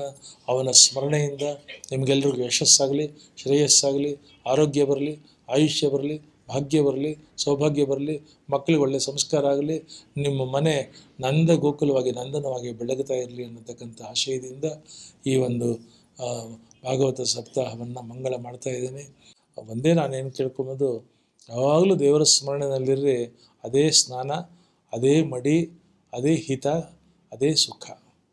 ಜೀವಿತದ ಕಡೆಯಲ್ಲಿ ನಿಮಗೆ ಒಂದಿಷ್ಟು ನೋವಾಗದೇ ಇರೋ ಹಾಗೆ ಕಾಯ್ಕೊಂಡು ಹೋಗತಕ್ಕಂಥ ಅನಂತ ಶಕ್ತಿ ಅಂದರೆ ನಾಮಸ್ಮರಣೆ. ಅದರಲ್ಲಿ ನಮಗೆ ಹೆಚ್ಚಿನ ಹೆಸರು ಗೊತ್ತಿಲ್ಲ ಸ್ವಾಮಿ ಅಂದರೆ ವಿಷ್ಣು ಸಹಸ್ರನಾಮ ಕಲ್ತ್ಕೊಳ್ಳಿ, ವಿಷ್ಣು ಸಹಸ್ರನಾಮ ಹೇಳ್ಕೊಳ್ಳಿ. 1000 ಪರಮಾತ್ಮನ ಹೆಸರನ್ನು 20 ನಿಮಿಷದಲ್ಲಿ ಹೇಳ್ತಕ್ಕಂಥ ಸಾಧನ ಭೀಷ್ಮಾಚಾರ್ಯರು ವೇದವ್ಯಾಸರು ಕೊಟ್ಟಿದ್ದಾರೆ. ಎಲ್ಲರೂ ವಿಷ್ಣು ಸಹಸ್ರನಾಮ ಹೇಳಿ, ವಿಷ್ಣು ಸಹಸ್ರನಾಮ ಬಿಡಬೇಡಿ ಅಂತ ಹೇಳ್ಕೊಳ್ತಾ ಮಾತು ಮುಗಿಸ್ತೀನಿ. ಕೃಷ್ಣ ಅರ್ಪಣಮಸ್ತು.